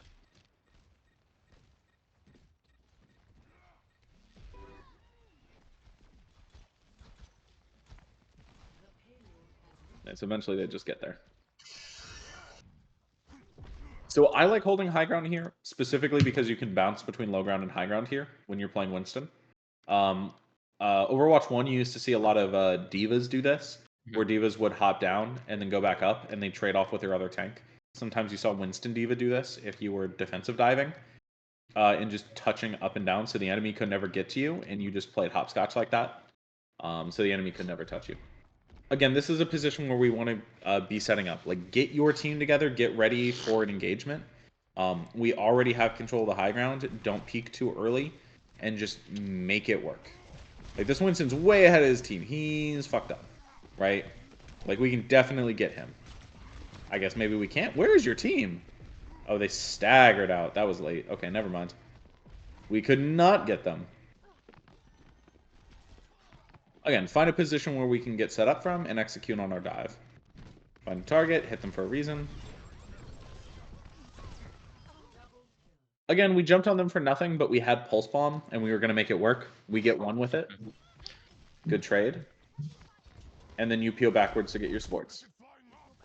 It's not the best executed dive ever, but it worked, right? We had a reason for going in on the targets, and we were able to get them more than just, like, go on them because we're here. Yeah. Honestly, at this level, I'm surprised you guys are as well coordinated on your dives as you are. I think honestly, your biggest problem personally is that you keep taking fights from bad spots. Mm-hmm.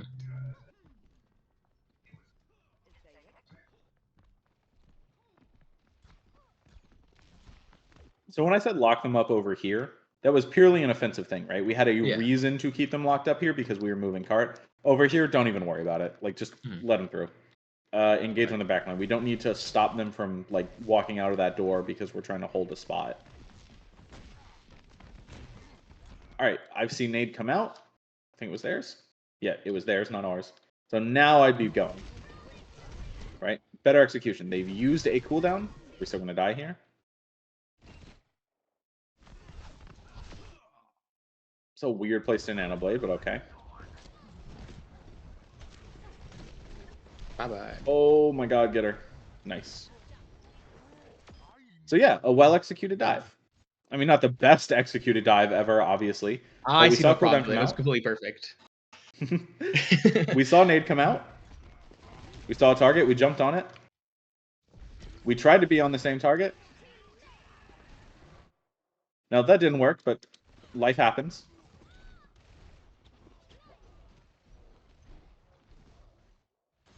And honestly, decent trades.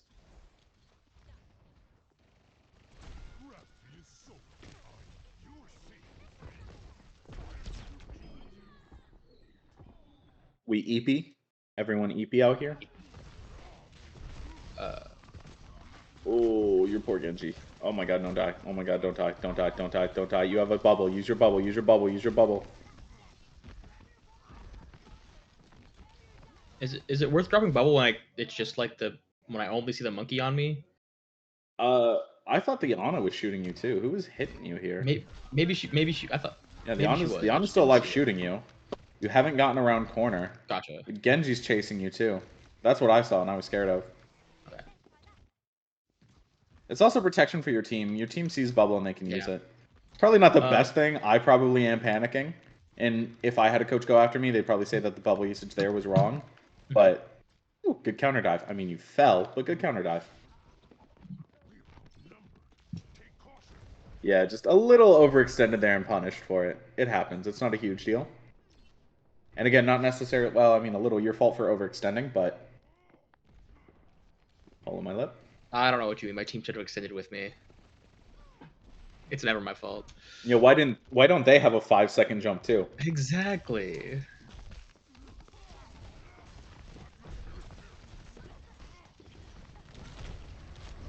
Oh, it's so sketchy. It's my jump.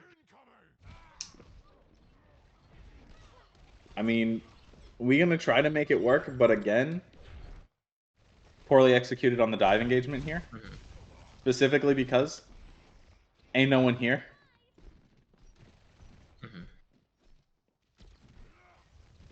Right, we are completely alone. We take all of this damage. I don't know what the timing would have been, but like I was just thinking about like contesting cart to help to let my team get there. Do you think there would have been enough time for me to not engage and then engage with them? Yeah, I mean, give it literally as much time as you can. It's not even 5 meters away, right? So give it time. Let your team actually get there to where there's like they're in choke and you have to touch. Because right now they all tried to get out of there dangerously to try and get to you. Okay. We even ended up one ahead, right? We hit the pulse bomb, we hit the blade. We ended up ahead of them. But obviously would have been better if you didn't die here. Right? Then we have our tank. Right, so let's take a look from when they start pushing it. Right, once everyone clears and starts moving. 1, 2, 3, 4, 5, 6. It's 6 whole seconds there that your team was running up where they could have been in a position to support you, where you didn't necessarily have to jump on there. Did they have more on it earlier though? They had like 3 people on it. Would have been going faster. I mean, maybe, but let's not be semantic about it. Yeah. Why would we argue factual, actual things when I could just be correct? What's wrong with you? This is my show. This is my no.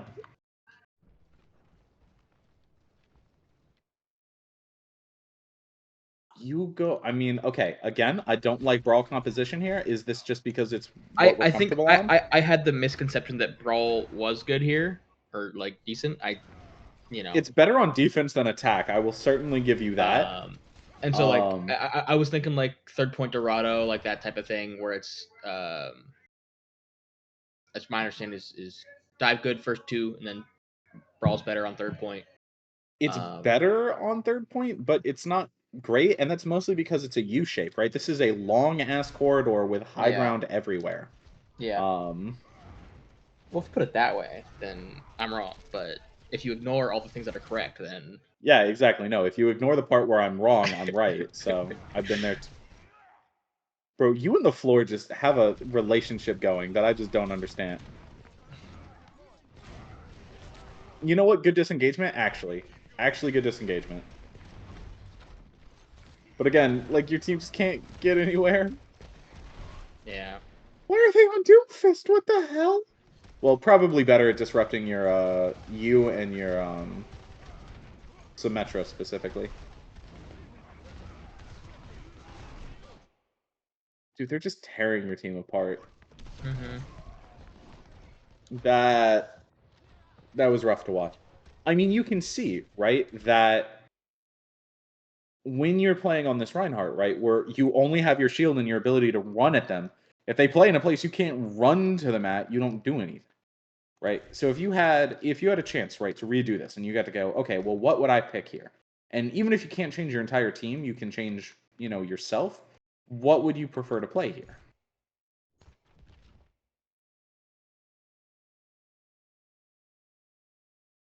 Like Sigma. I like Why? Sigma. Why Sigma? Being able to poke at them from range. I don't know, just being like I can still interact with them while being not on them. Like I don't have to I can be on this high ground and still interact with them over there. Yeah, you have range. What about your cooldowns? Shield good for the Soj, and rock for Doomfist either when he's blocking or trying to stop him punching in. Exactly. Anything else? Would you prefer to take your Winston dive over your Reinhardt brawl here on defense? I mean, I don't see why not. I mean, Doom hard. I don't know. Me especially have a big problem of playing against Doom. Like every single Doom I lose against. Literally, at the end of the last season, I went 0-6, and 4 of those were Dooms and 2 balls. At the end of last, I didn't even finish that card. God. But I think I just don't know how to play against Doom or how. But in terms of what your original question, I don't see why the monkey dive wouldn't be good here.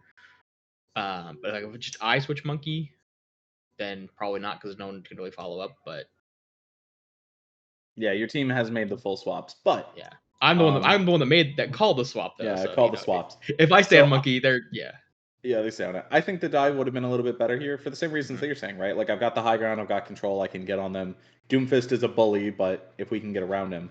And then of course Sigma or Orisa is really, really strong here, right? Shield, stabilization, ways to deal with Doomfist, range damage.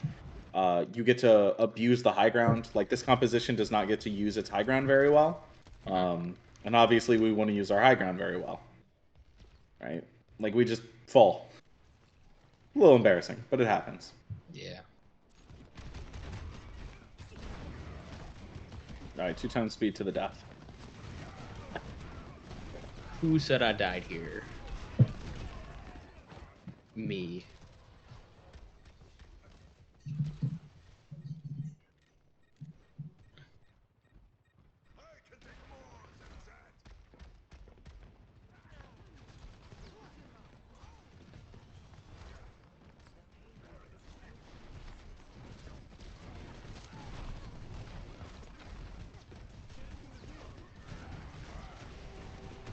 Oh, whoop! Well, hi, Doomfist. Lovely to see you, too. Oh, yeah, this is just a bloodbath.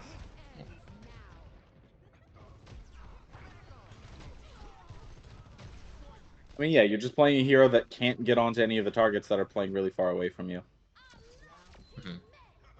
Okay. So, definitely some things to consider. Is do you have the range to deal with the enemy? If you're playing a brawl composition and they're playing a poke composition, you have to be able to close to them without taking a bunch of damage. And that goes for your dive engagements as well. You want to be able to get on them without taking a bunch of damage early, and you want a reason to go on them. On Brawl composition, the reason is I'm a big German man and I have a giant hammer. You're like, that's the reason to get on the enemy. But specifically on your dives, it's like we hit nade or they burn cooldowns or we have an ultimate that we want to use, something along those lines. So I think you really need to consider your positions, the where you are standing when you are playing your Winston, the where you are standing when you're playing your Reinhardt, and where and how you're going to engage into them. And then specifically in your Brawl, I mean, we just saw that it was kind of fruitless, mostly because they had high ground advantage. So if you have to close a bunch of distance, you lose there. That goes for dive as well as this, right? If you're trying to dive from so far outside of them that you have to walk into the open, you take a bunch of damage and you'll die. Brawl composition, this was a microcosm of that, right? Like you played Brawl, you couldn't close the distance to the enemy, you swung your hammer on point while they played a mile away from you, and you couldn't even get on them.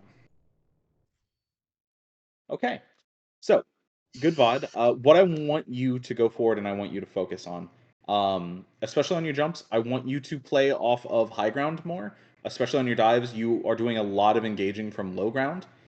So think about that high ground and try to be on that high ground a little bit more. And then consider your reasons for actually engaging onto them. Did they use a cooldown? Did they use an ability? Do we have a reason for going in? Do we have an ult? Something along those lines. And you'll be able to use them there. Okay? Okay. All right. Thank you, Bear. You are all good to go, my friend. Alrighty. All right. Thank you. Thanks for having Bye-bye, me. Bear. Bye. Everyone say bye to Bear. I'll be sad.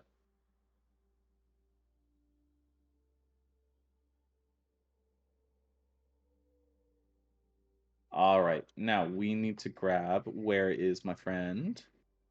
Ah. Where do we go? Where do we go? Invite to speak. Hello. This is Jammin. Everyone say hi to Jammin.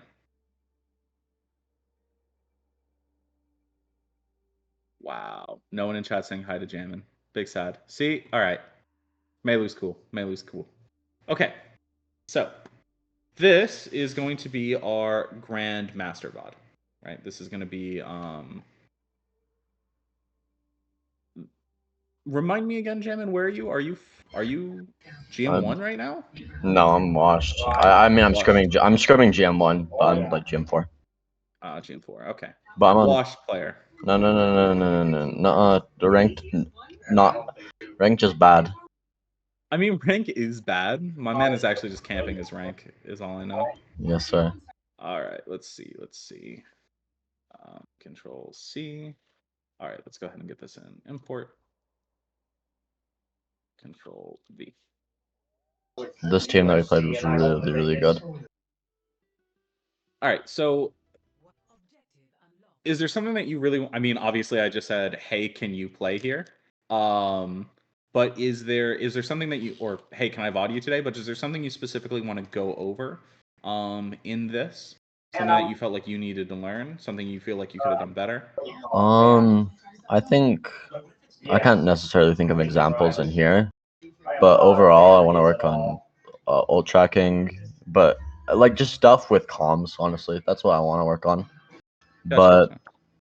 But with Can I ask why you're a Pokemon? Because Pokemon best. Like what? Fair enough. I do like Rowlet. Rowlet is the homie. Yes, sir. This team is really good. But yeah. Oh, I don't know everyone, but I do know Realm, and obviously I know Nift, Jersty, and Taker, and you. So I imagine this was a pretty intense scrim. Yeah, Okay. we kind of got rolled. But this one was a fairly good one.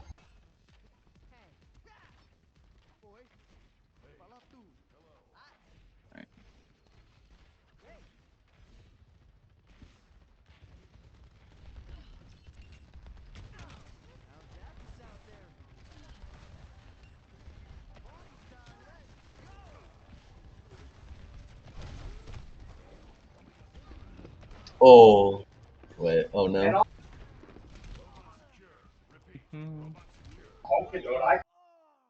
Damn. Yeah. Okay. So here's one of the issues here is you just need to be more aware of what your team is doing and where they're at. You need to be the person that's defending the backline, right? Because Taker's job on Baptiste is to keep your Orisa alive They are all doing other things. This tracer has just appeared behind them. That is your job to deal with. Your job is not to hunt anyone else down. You need to be screening this tracer, and you need to be just a little bit more aware of like where your team is at and how they're doing. You ran over to Orisa because you saw they were at low health. Lucio does not do that much single target healing, right? So you put yourself in a relatively bad position away from the people who you do need to be protecting, and then you chase down a tracer into a tiny ass room and get bodied. Yeah, I made a mistake, pretty big mistake there. Oh, this is not going your way. I mean, Jesse's still crazy. Jesse might just pull it out.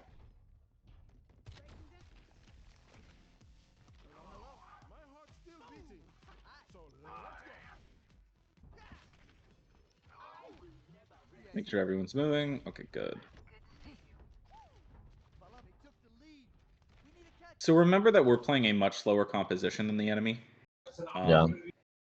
Them having that tracer and that Sigma means that when they need to apply burst damage, they can. Orisa doesn't do as much burst damage as Sigma, but she sustains a lot better. And so we're leveraging that to advantage. So we're a little bit slower than them, so you don't need to be speeding people in and out necessarily. You need to be moving them where they want to be, and obviously speed helps with that. But your job is mostly going to be screening, preventing people from getting on your backline, and being aware of their position so you can move them as needed and as necessary. All right. Right, you can see that we really don't want to take this fight directly up front here.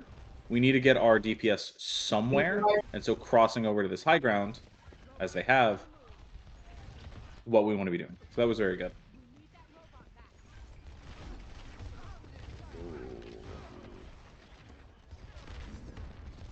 Keeping them off, this is good. Ooh.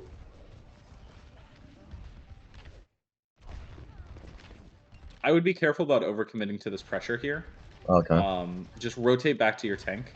I feel like this easily... scrim, I was kind of lost a lot, you know? Yeah. You know? And I mean, that can come down to, like, you have an Orisa, a Baptiste, and a Soldier, right? Like, where's the use for Lucio?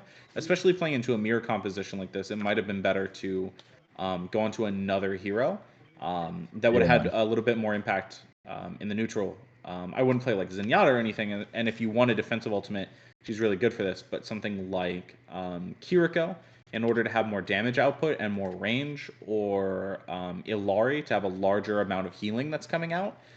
Lucio isn't getting a ton of value out of this this speed. I mean, minus the fact that we're just trucking into 3 people with solo Orisa. That was pretty fun. Yeah. But yeah, at least on Lucio, whoo! They're good to go.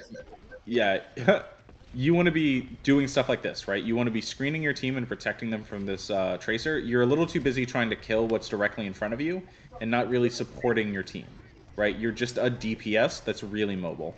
Oh, right here, I think I get hard deffed by the Lucio. Oh. Oh!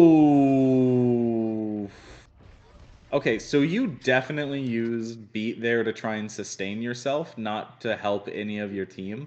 Yeah. It would have accidentally helped your team had you not gotten booped off. But you were way too low health to be doing that, and way too high off the ground to be even trying that. And again, like, you need to be screening for your team, right? Like, you need to be making sure that people can't just jump up there for absolutely free, and you need to make sure that Tracer's not on your backline. You need to make sure the soldier that's walking up to high ground, I'm not on you. There we go. That's just walking up to high ground can't get there super efficiently. You're trying to take a fight with literally everyone you see, as opposed to doing your job, which is move your team where they need to go and help protect them as best you can. Yeah, I think I was kind of confused on what my job was this game, you know? And it can be tough. If you're playing Kiriko in this, you're like, oh, my job is spam damage. Illari, it's spam damage. And if you're playing something like Baptiste or Ana, you go, okay, I'm just here to, like, help keep them alive and deal with the enemy ultimates. Normally, when you play Lucio, it is a lot of, like, moving a brawl comp or a dive comp around very efficiently and switching from movement to damage. Once you've engaged the enemy, you're just trying to kill things. Here, it's a lot different. It's a lot more defensive play. It's a lot of screening. It's a lot of protecting. Yeah. Right? Playing in the back like this and forcing this tracer out, that's good. Don't leave your soldier alone!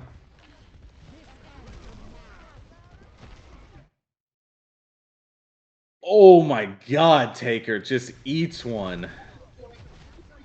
I might have messed up that ult, honestly. I actually was about to say, I think you tried to make it work. Oh, no, okay. He could have made It's hard to maybe. tell because the Sojourn was definitely leaving, So I was trying to get the and you serve. knocked her back in. That's what I But was trying to she do. just jumped so early she got out, and the Lucio got out. Oh, still hit Lucio, still hit Sigma. So it didn't end up doing anything too terrible, but yeah, that was close. That was really close. Right there, I can never climb the wall. I'm very bad at climbing things as Lucio. Very bad.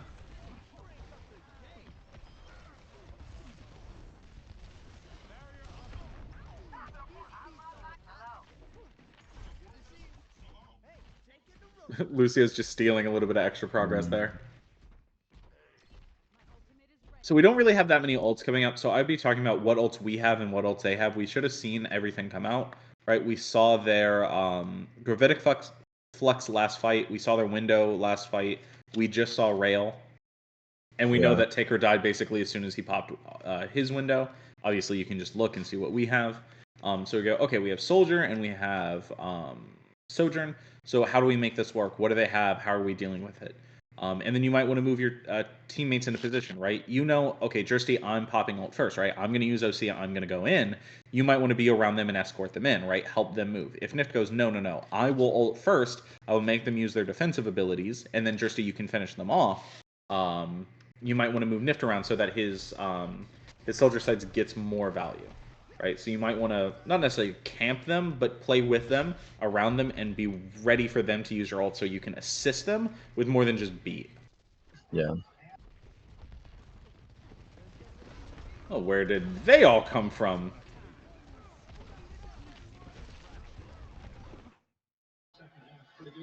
I mean, Nif just eats one to the face. Yeah. We were all playing pretty bad this scrim. I mean, this is just like a really bad positioning thing, right? Because the enemy gets all the way behind us for free. Mm-hmm. Like, there's a fight going on. They're able to rotate. Our Rissa's trying to get out, and they just flip point on us. And we're just so separated, right? Like, our Sojourn's way over here. You're stuck in the middle. We've got two people on high ground, and they're just barreling into us to try and take us out.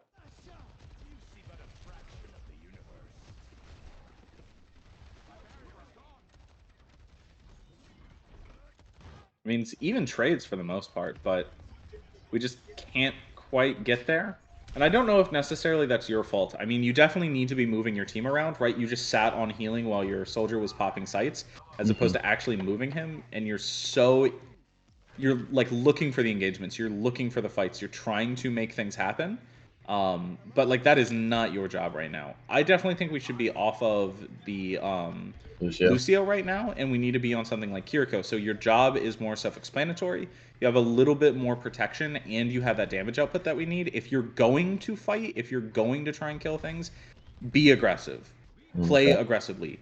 Win the fights as best you can. And something that can take advantage of your... Damn. Oh. Shit, just picked early. Something that can take advantage of your aggression, like Ilari or like Kiriko, is going to be a boon to your team. I mean, we're just going to fight it out. Oh, huge boop, actually. Get them off of that window. Huge boop part 2, get them off that window. I mean, we're literally fighting a 5v4, but they had to use ults. They had to use 3 ults in order to do that. Bro. What? Mad respect. This is insane. This little rollout to avoid and get out with 25 health. It's the fire. I appreciate that. I appreciate that. I appreciate that. I appreciate that. That was well done, my friend. That was well done. Thank you.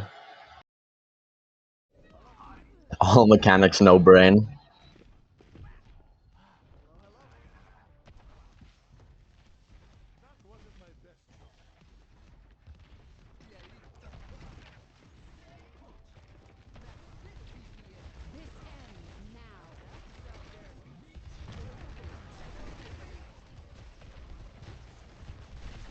Oh my god. I mean, it's just a fight where we're trying to make it work. At some point, we're just we like need to use ultimates. But again, right, you're just not getting a lot of value out of your Lucio here, right? Yeah. We're not moving our team around efficiently. We're not being able to take the fights that we need. We're not protecting our team very well. You're just all about trying to get kills. You're not about protection. So if you are that, you do need to make switches, right? Like, it's not wrong that you're looking for kills, right? But Lucio can do more than just get kills. If you're going to do that, lean into a hero that's better at it. You're way too aggressive. You're way too postured forward, and you're not trying to protect your team as best you could. If they live because you have healing on them, it's incidental. Oh my god. Okay, we're out. We're so out.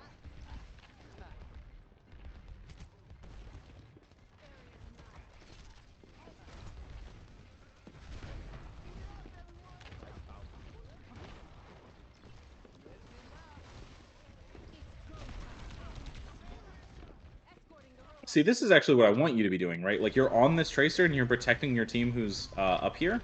Like, this is good. Okay. It just takes a little bit of time. Is Dresty hitting shots? Yeah, Dresty's hitting shots. But it's mostly because you're giving your team time and positioning to stay alive. The enemy isn't just capable of overrunning and overwhelming you every single fight. So do you think, like at the beginning of, like, fights and stuff, I should just kind of just stack on Taker and my Soj so I can just, like, scout out where the Tracer is and just try to peel? In a position like this, yes, right? Like, we have a team that is playing a little bit slower, and the enemy team was all over us, right? They obviously have a Tracer Genji they're trying to get on, or they have a Tracer that's trying to get all over us. In that position, yes, you don't have a more valuable job. You're not, like, pushing a dive. You're not fighting with a brawl. You are kind of hanging back, and the only thing you're getting value out is being aggressive. In a situation like that, I would definitely be in the backline, not necessarily in the backline, but on our supports or on one of our more vulnerable DPS, and doing my best to screen them, to protect them, to shade them from that Tracer, because I recognize, oh, that's a really big threat, and even if I can't kill it, I can keep them from killing me. And then, of course, you get value by being a support. Being on a speed aura or a heal aura, anyone around you is going to get value, and protecting someone from dying is huge value too.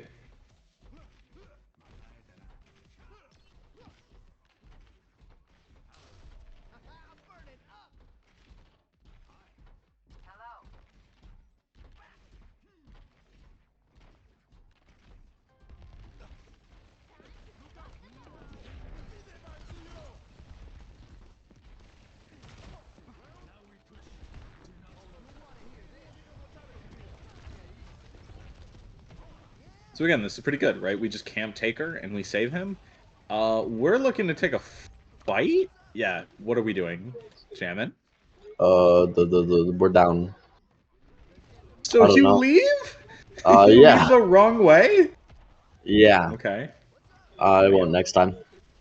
I don't know why Ban is still on Doomfist. This is a little strange. The comp is very weird right now, but it is rush composition right now. Damn, way to just eat a rock to the face, homie.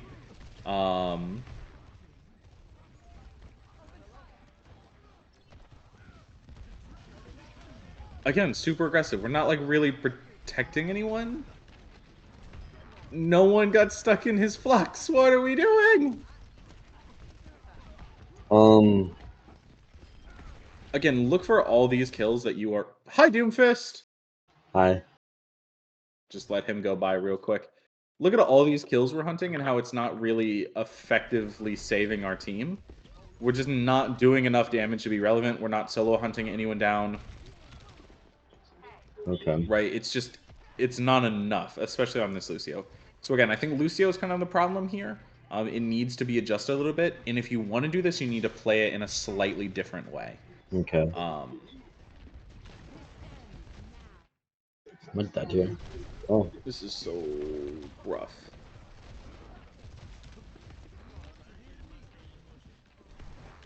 Again, like, I don't want to be involved in this fight right here, right? Like, I want to be moving my team around and protecting them, right? Like, you are in their face trying to do stuff, and it's just getting you pushed out, taking damage, and you can't actually engage.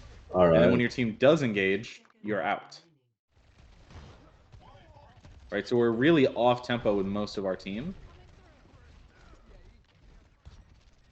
Oh, couldn't even get back to you in time.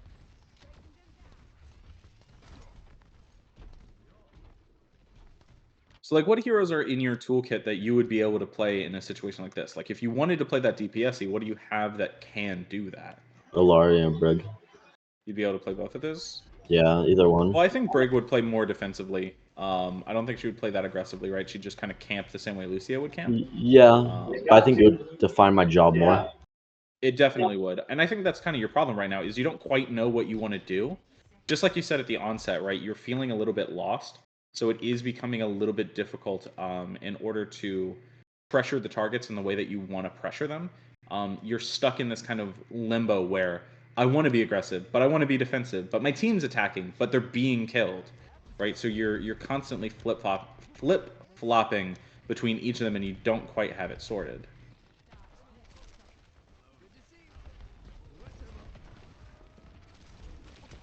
Oh my god.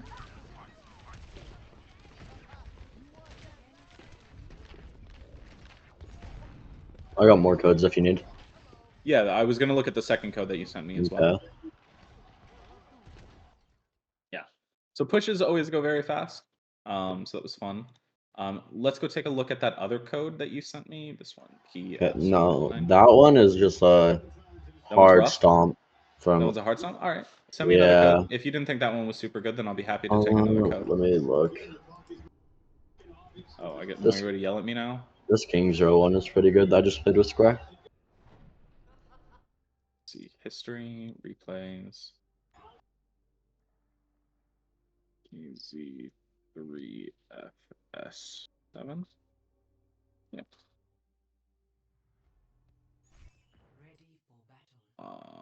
Where are we? We are here. This is just comp? Yeah. Okay. So here we're playing kind of a brawl composition, and I think your job will be a little bit more defined here, right? Like, you know that it is mostly about healing. Interestingly, we are going to play basically into hard meta. So you really do want to be saving your immortalities from when our team is pushing in. Your team should be able to kite or avoid the Bastion's using of his abilities if he pops it out early. And just like hide behind a wall, hide behind a corner, use Lucio to speed themselves out, whatever. And then when we're actually engaging and we're trying to cleave damage into them, then we might want to use Immortality to just kind of sustain us through that. If we're trading Immortality for,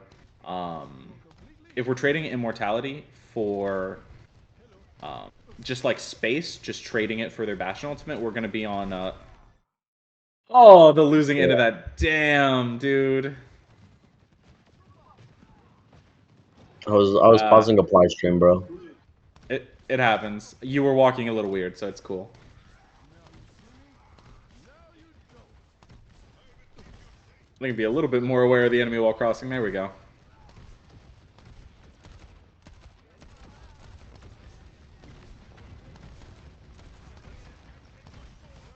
So we want to be playing more on these corners, right? We full rotated through here, and we're an easy sightline of that Bastion. If that Bastion popped ult, we would have had to have used Immortality. Not Ultimate, turret form. He would have had to use Immortality. And they obviously have both an Illyri, and an Sojourn. Oh my god. Hold on. They have a Bastion who could use turret form, and they obviously have an Illari and a Sojourn. Why was that so hard?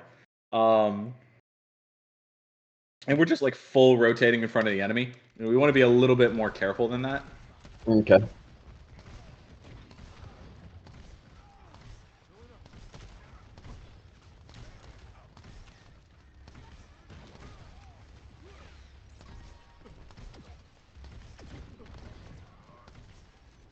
So I definitely consider like using my ultimate a little. There we go. Like, we need to use this to our advantage, right? They have used a lot of resources. Now we can use ours. We've managed to get through this entire fight without having to use an Immortality field here. And that was really good. They were forced to use their Bastion ultimate before they wanted to. Careful here, careful.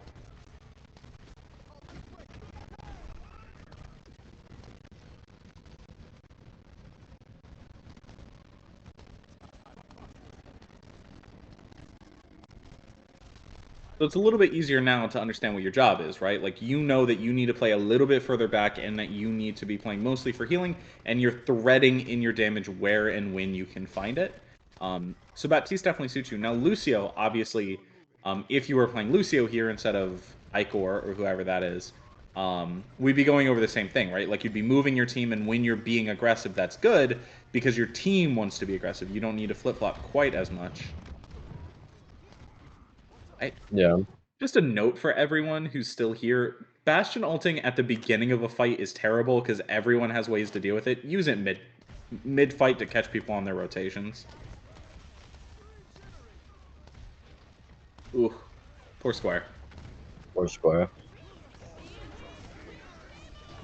Jesus, we are just gonna press Q in everyone's direction, aren't we?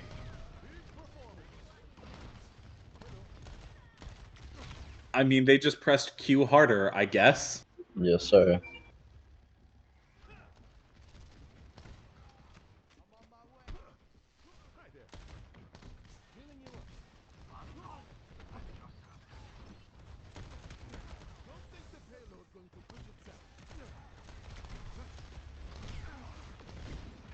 So we're a little too in here. High ground is a perfectly fine place for you to be right now. There's no reason for you to be on the ground getting stuck in a tiny ass corridor while being shot by a bastion.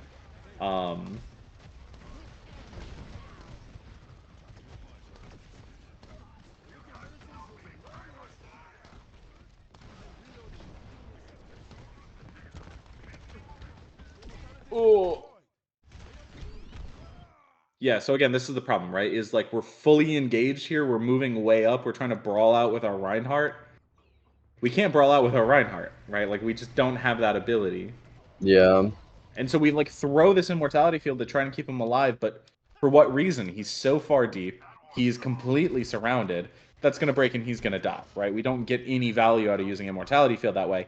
And you were stretching with him to try and get out there, to try and get to him and get to the targets that you got surrounded and killed too.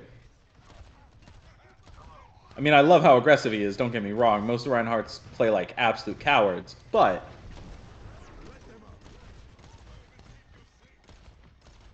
you know, ostensibly, not a bad window. It forces them out. Would have been better if you had gotten kills. Never mind, we get kills because we're superior in every way. My Rhine isn't. I consider people who play Rhine in my rank games throwing. And he did. Jesus, your poor Reinhardt just stops being alive. Don't ever say poor Reinhardt. Dude, No, I don't no, think no. anyone deserves to get Bastion turret formed through a window. Reinhardt players do. Oh, we're about to have problems, you and I. Really? Talk to Bro, Taker. no. Talk to Taker first. Talk to Taker? Talk to Taker? Okay, okay, okay, okay.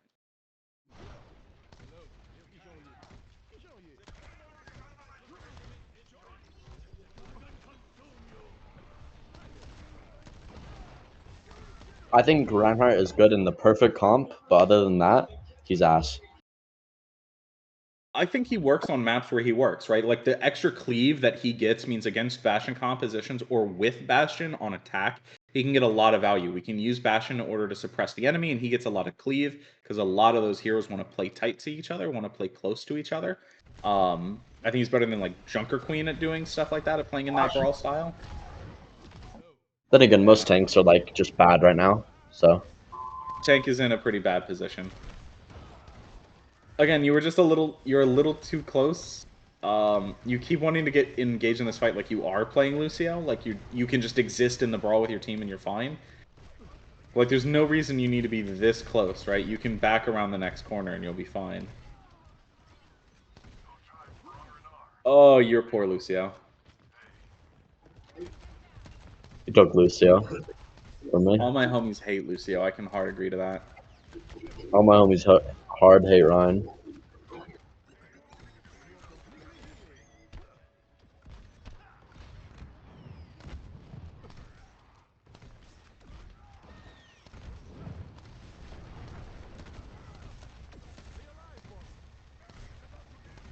Again, why are we up here? Right? There's no reason that we can't be inside here holding a corner. There's no reason we can't be pushed up here. There's no reason that we can't be on this high ground over here. Right? I think you're we can right. play better. But yeah. we can play more defensive positions that keep ourselves alive without having to do this constant bobbing and weaving. Bobbing, weaving, fun though. But I agree. Bobbing and weaving is pretty fun, not gonna lie. It kills through here too.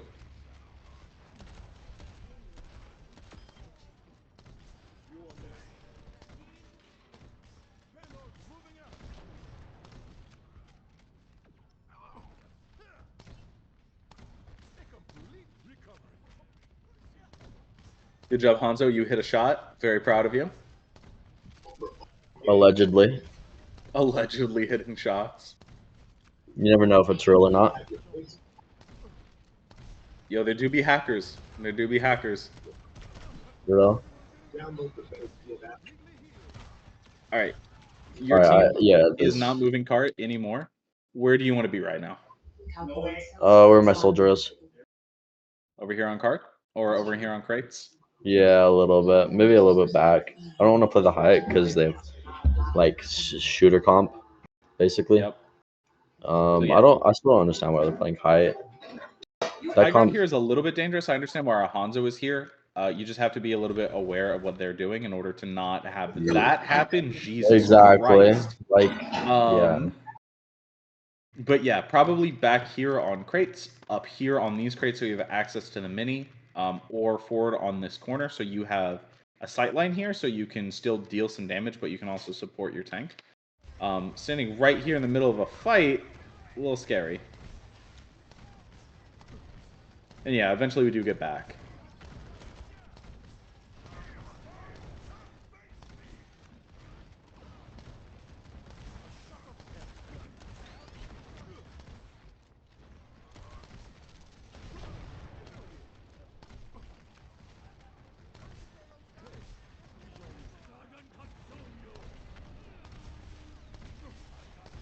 So as a support, you generally want to be behind your team, unless you have a reason not to be, like Lucio or something.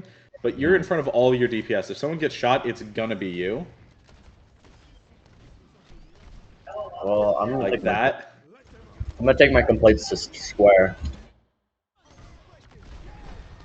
Immortality. Oh god. I still don't know how we survived that.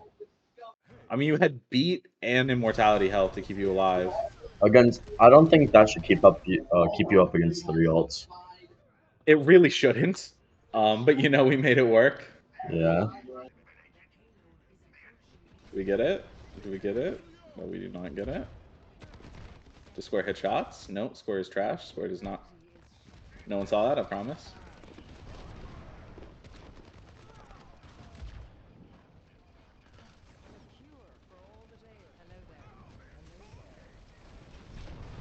The Moira in the stall fight. Yes, sir. Get another roll about. Healing orb to sustain yourself. You don't really need the extra damage here. There you go. All right, it was really close. So on your Baptiste, right? It's the same kind of thing with your Lucio. Is that you are really concerned with killing people. To kind of the difference of all else. You're not really playing for protection. You're kind of wasting your immortalities a little bit. You're not talking to your team to like coordinate. Hey, I'm going to use immortality in this flux, right? So we end up stacking those with our beat. And I get that this is comp, but it's like high level comp, right? To be fair, 2 or 3. To be fair, my support and my other and the tank were not in VC at all. Yeah, that happens. And then and of Square course, was hard flanking. Sorry. Square was hard on the flank. And then of course there is just the fact of the matter that we are like trying to play up, like really far up, and we're eating a lot of shots that we should not be. So we're burning a lot of resources to protect us and only us, when like our tank should be using resources to keep us alive, right? That's what they're there for. They have a big ass shield for a reason.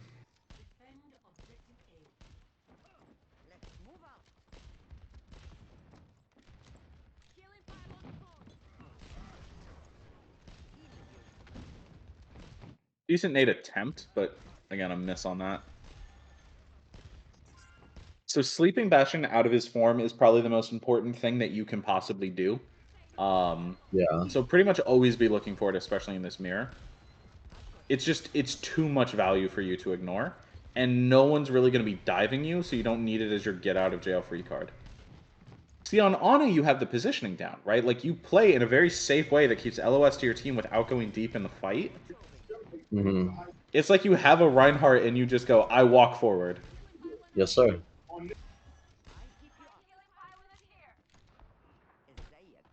They now have a Widowmaker. You're going to go duel the Widowmaker. Of course. Not. Oh, this fight's so over. Oh, it's so over.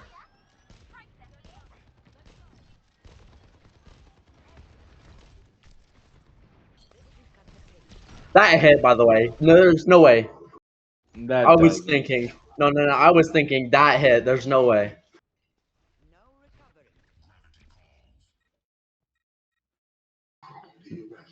Nah. Okay. I don't Fine. know. Maybe. I don't maybe. know. I don't know. No. Sounds like a skill issue. Sounds like a skill issue to me. Do you want me to check your profile right now? Please don't. Okay. Please don't. Okay, that's what I thought. I'm in front of a lot of people who need to think that I'm okay at my job. No, he's bad. He's plat. He thinks I'm plat, ladies and gentlemen. Got one on him. Got one on him. Same thing.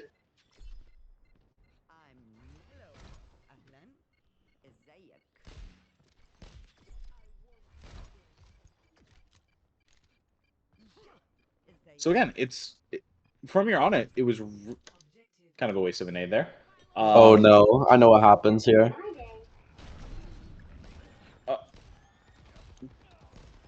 Okay, hey, hold on. It's gonna Playing be. out in the open again. Please find a corner. There we go. A little bit of a corner.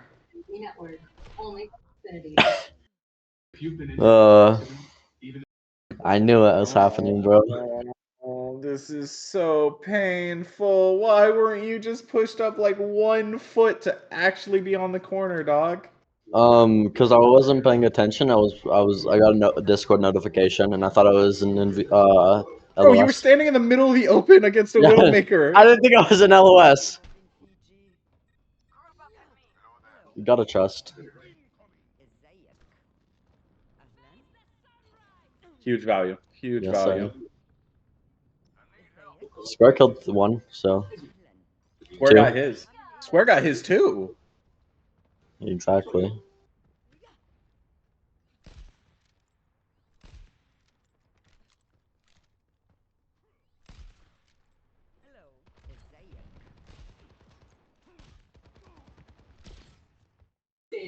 All right, so like. What the hell was that? Alright, so like, I was expecting the widow to be up there, so I You pre-slept her. pre-fired asleep? Yeah, and it would have hit if she was up there. Ladies and gentlemen, this is how you don't play on it. Hey, so Like, your positioning's not bad, but you've burned all of your cooldowns. Except for, so like, 2 nades. So in my defense, my Ana is horrible.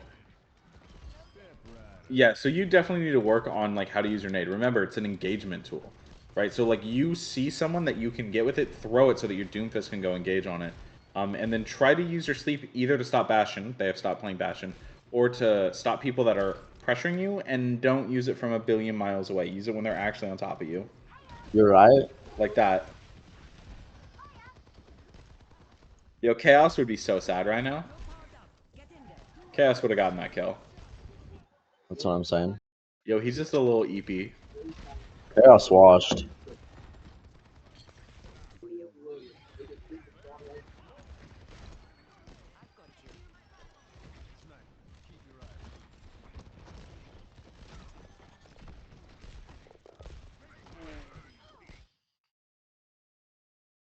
I mean, sometimes you just duel a Widowmaker and you kill her. Yeah, I mean, yeah, it's like a 30% chance that I get hit there. Because reasons. Because reasons, yeah. I mean, no, because I have 5 people are on her. She's not gonna hit that shot unless she's square. And this is like GM3 lobbies. They're not GM1 yet. Big difference. Imagine casually saying they're only GM3, they don't hit that. They don't. Like what? There's such a big difference between GM1 and GM like 4 players. You have to understand.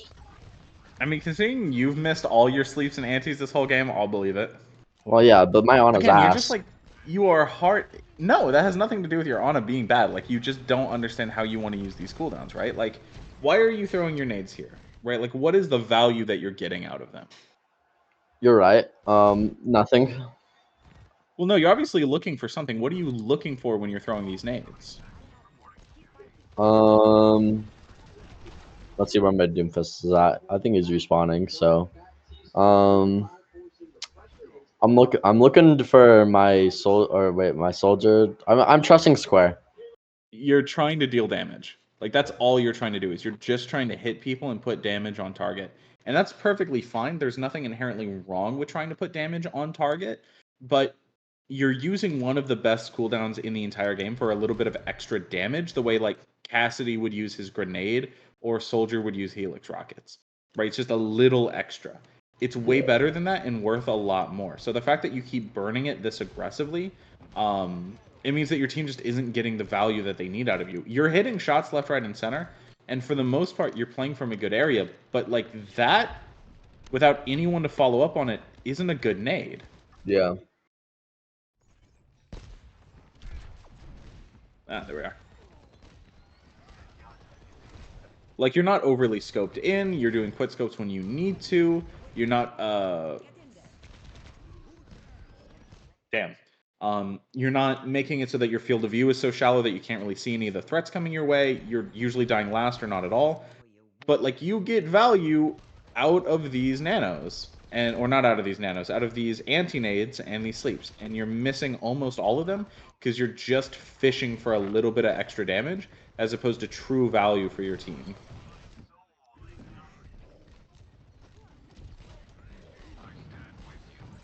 Holy crap, Cass. You are a legend. We got ult out for that. That's crazy. I don't... Jesus Christ. Okay. Jump scare. I mean, sometimes just air Reinhardt pins you, you know? And you just get Reinhardt pin diffed. Yeah. Yeah, I do think if I just rotate my abilities a lot more smarter, I will not have to pain through the rank system. Yeah, and I mean, like, your accuracy on Ana is, like, really high. You're missing very few shots. Except there. But we don't talk I about don't that. think I would have saved them. Yeah, your cast was hiding behind literally a crate. Not much you can do there. EP.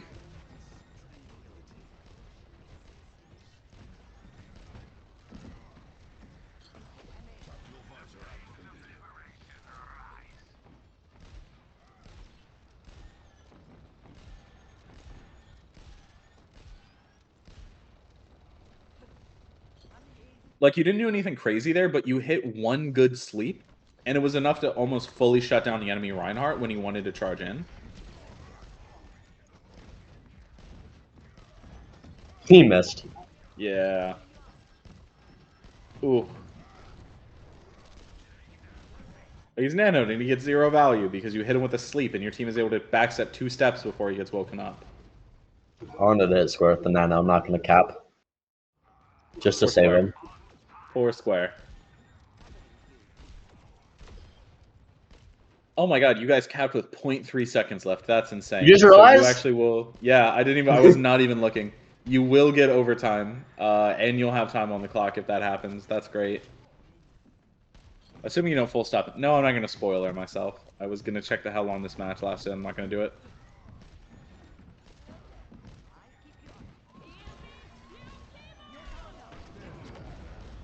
Oh my god. Alright, the Nano Bastion's good. Huge sleep here. It's not the best anti, because it was mostly for healing your team, but it kept them alive, kept them fighting. See.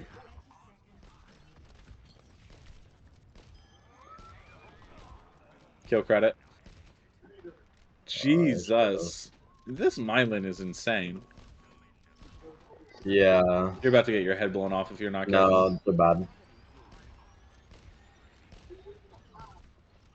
I intimidate.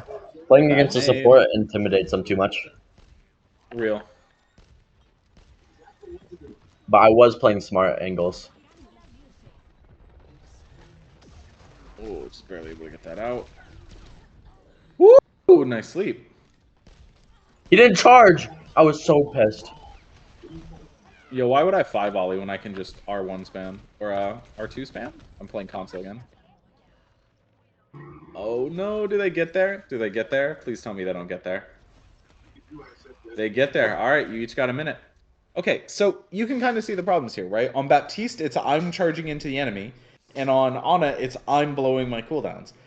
Those are usually opposite problems, right? Baptiste is usually blowing his cooldowns, and Ana's are usually too far into a fight.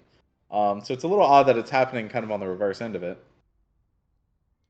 Let's see how this My goes. flick support is weird. And main support. I just play weird. You do play a little weird, bro. You do play a little weird. Yo, we got a Torbjorn! Love Torbjorn.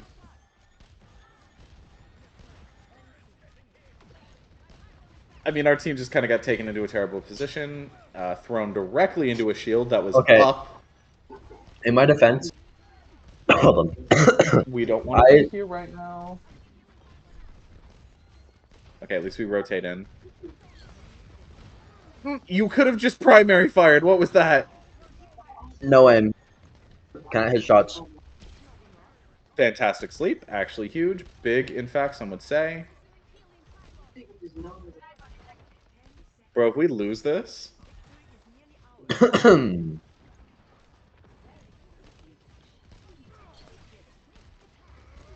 Good ante, actually.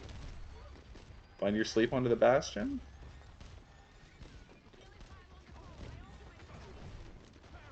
Oh, you want to give it to Square so bad, I can feel it.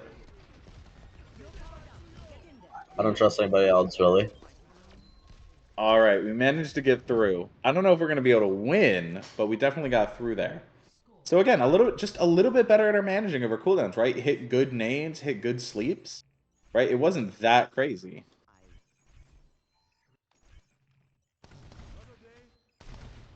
All right, Baptiste, are you going to just int? Well, no, you don't have a Reinhardt, so you might just not int on this. I don't remember if I throw or not.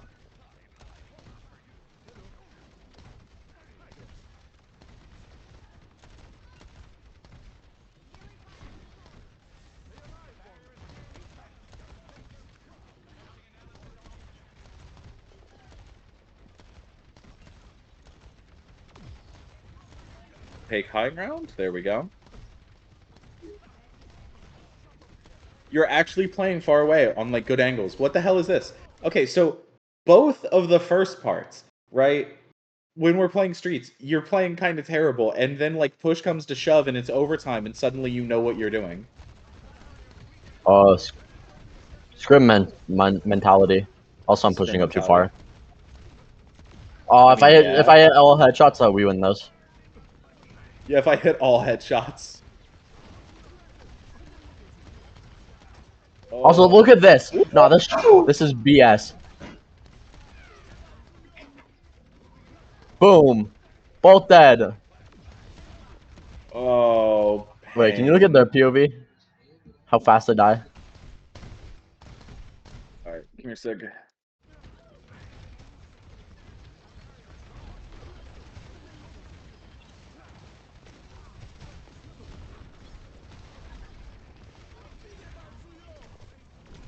Ugh. Bad positioning by my tank. All I gotta say. And just get their head blasted off their shoulders. Holy crap. Well, that's the game for you. So notice how we did a lot better on, the second go around than we did on the first. And again, it's mostly because specifically on your Ana, it's your cooldown management. You definitely need to improve in that. And your Baptiste, you keep moving forward, you keep pressuring, you keep looking for shots, you keep trying to kill things. You've got accuracy to play from further away. I know because you did really well on Ana. So you might want to manage your cooldowns a little bit more. And then specifically on like compositions when you're playing with your team, it's know what your job is. right? On Baptiste, you keep moving forward because you're just trying to get those kills. And on Ana, you're just trying to heal. You're not looking for value on your nades. I think it's a lack of understanding of what your job is that's really holding you back. So going forward, I want you to really consider like what you need to do and how you need to accomplish it. You'll use your nades a lot more efficiently. You'll play a little bit further back on Baptiste, and you will have an easier time knowing how to play Lucio and when to get aggressive and when not to. Okay. Mhm. Okay. Well, Jamin, you are free to go. Have fun. Thank you so much for joining us. Okay, you want to check the chat real quick? Why is there a very blurry image of your PC there? Trust. Trust. All right, bye bye. Bye bye. When can you next VOD? Can you VOD next? I will send you out my schedule. I will have one up in about 2 weeks. Okay. You've said that 4 times. I've said it exactly once, and I didn't get it out this week because I was doing it this week, and I still VODed Hold you this on, week. hold Don't on, give me hold that. on. No, hold on, No, hold no, on. no, no, no. Oh, Hold no, on, no. no. He's been moved to the audience, guys. I'm so sorry. I don't know what happened. That's super painful for him. Tragedy has struck. Okay. We've got about 14 minutes for Q&A. I know a lot of people have left because they have scrims to get to, but if anyone has any questions and they'd like to post it in this chat, they are more than welcome to. Otherwise, you guys are all free to leave, and I will just go until no one has any questions. When are you? Gee, okay, I can't have nothing. I can't have nothing. Gotta deal with this. Gotta deal with this. All right, no one has any questions. No one has any questions. Going once. G is typing. Does G have question?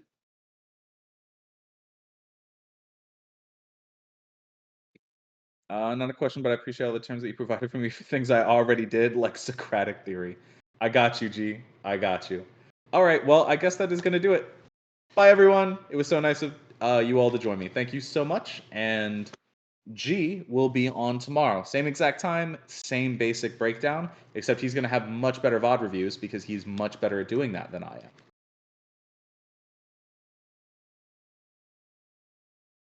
Oh, I'm sorry, G. You just have to be prepared. Sucks to be you, my guy. Deuces.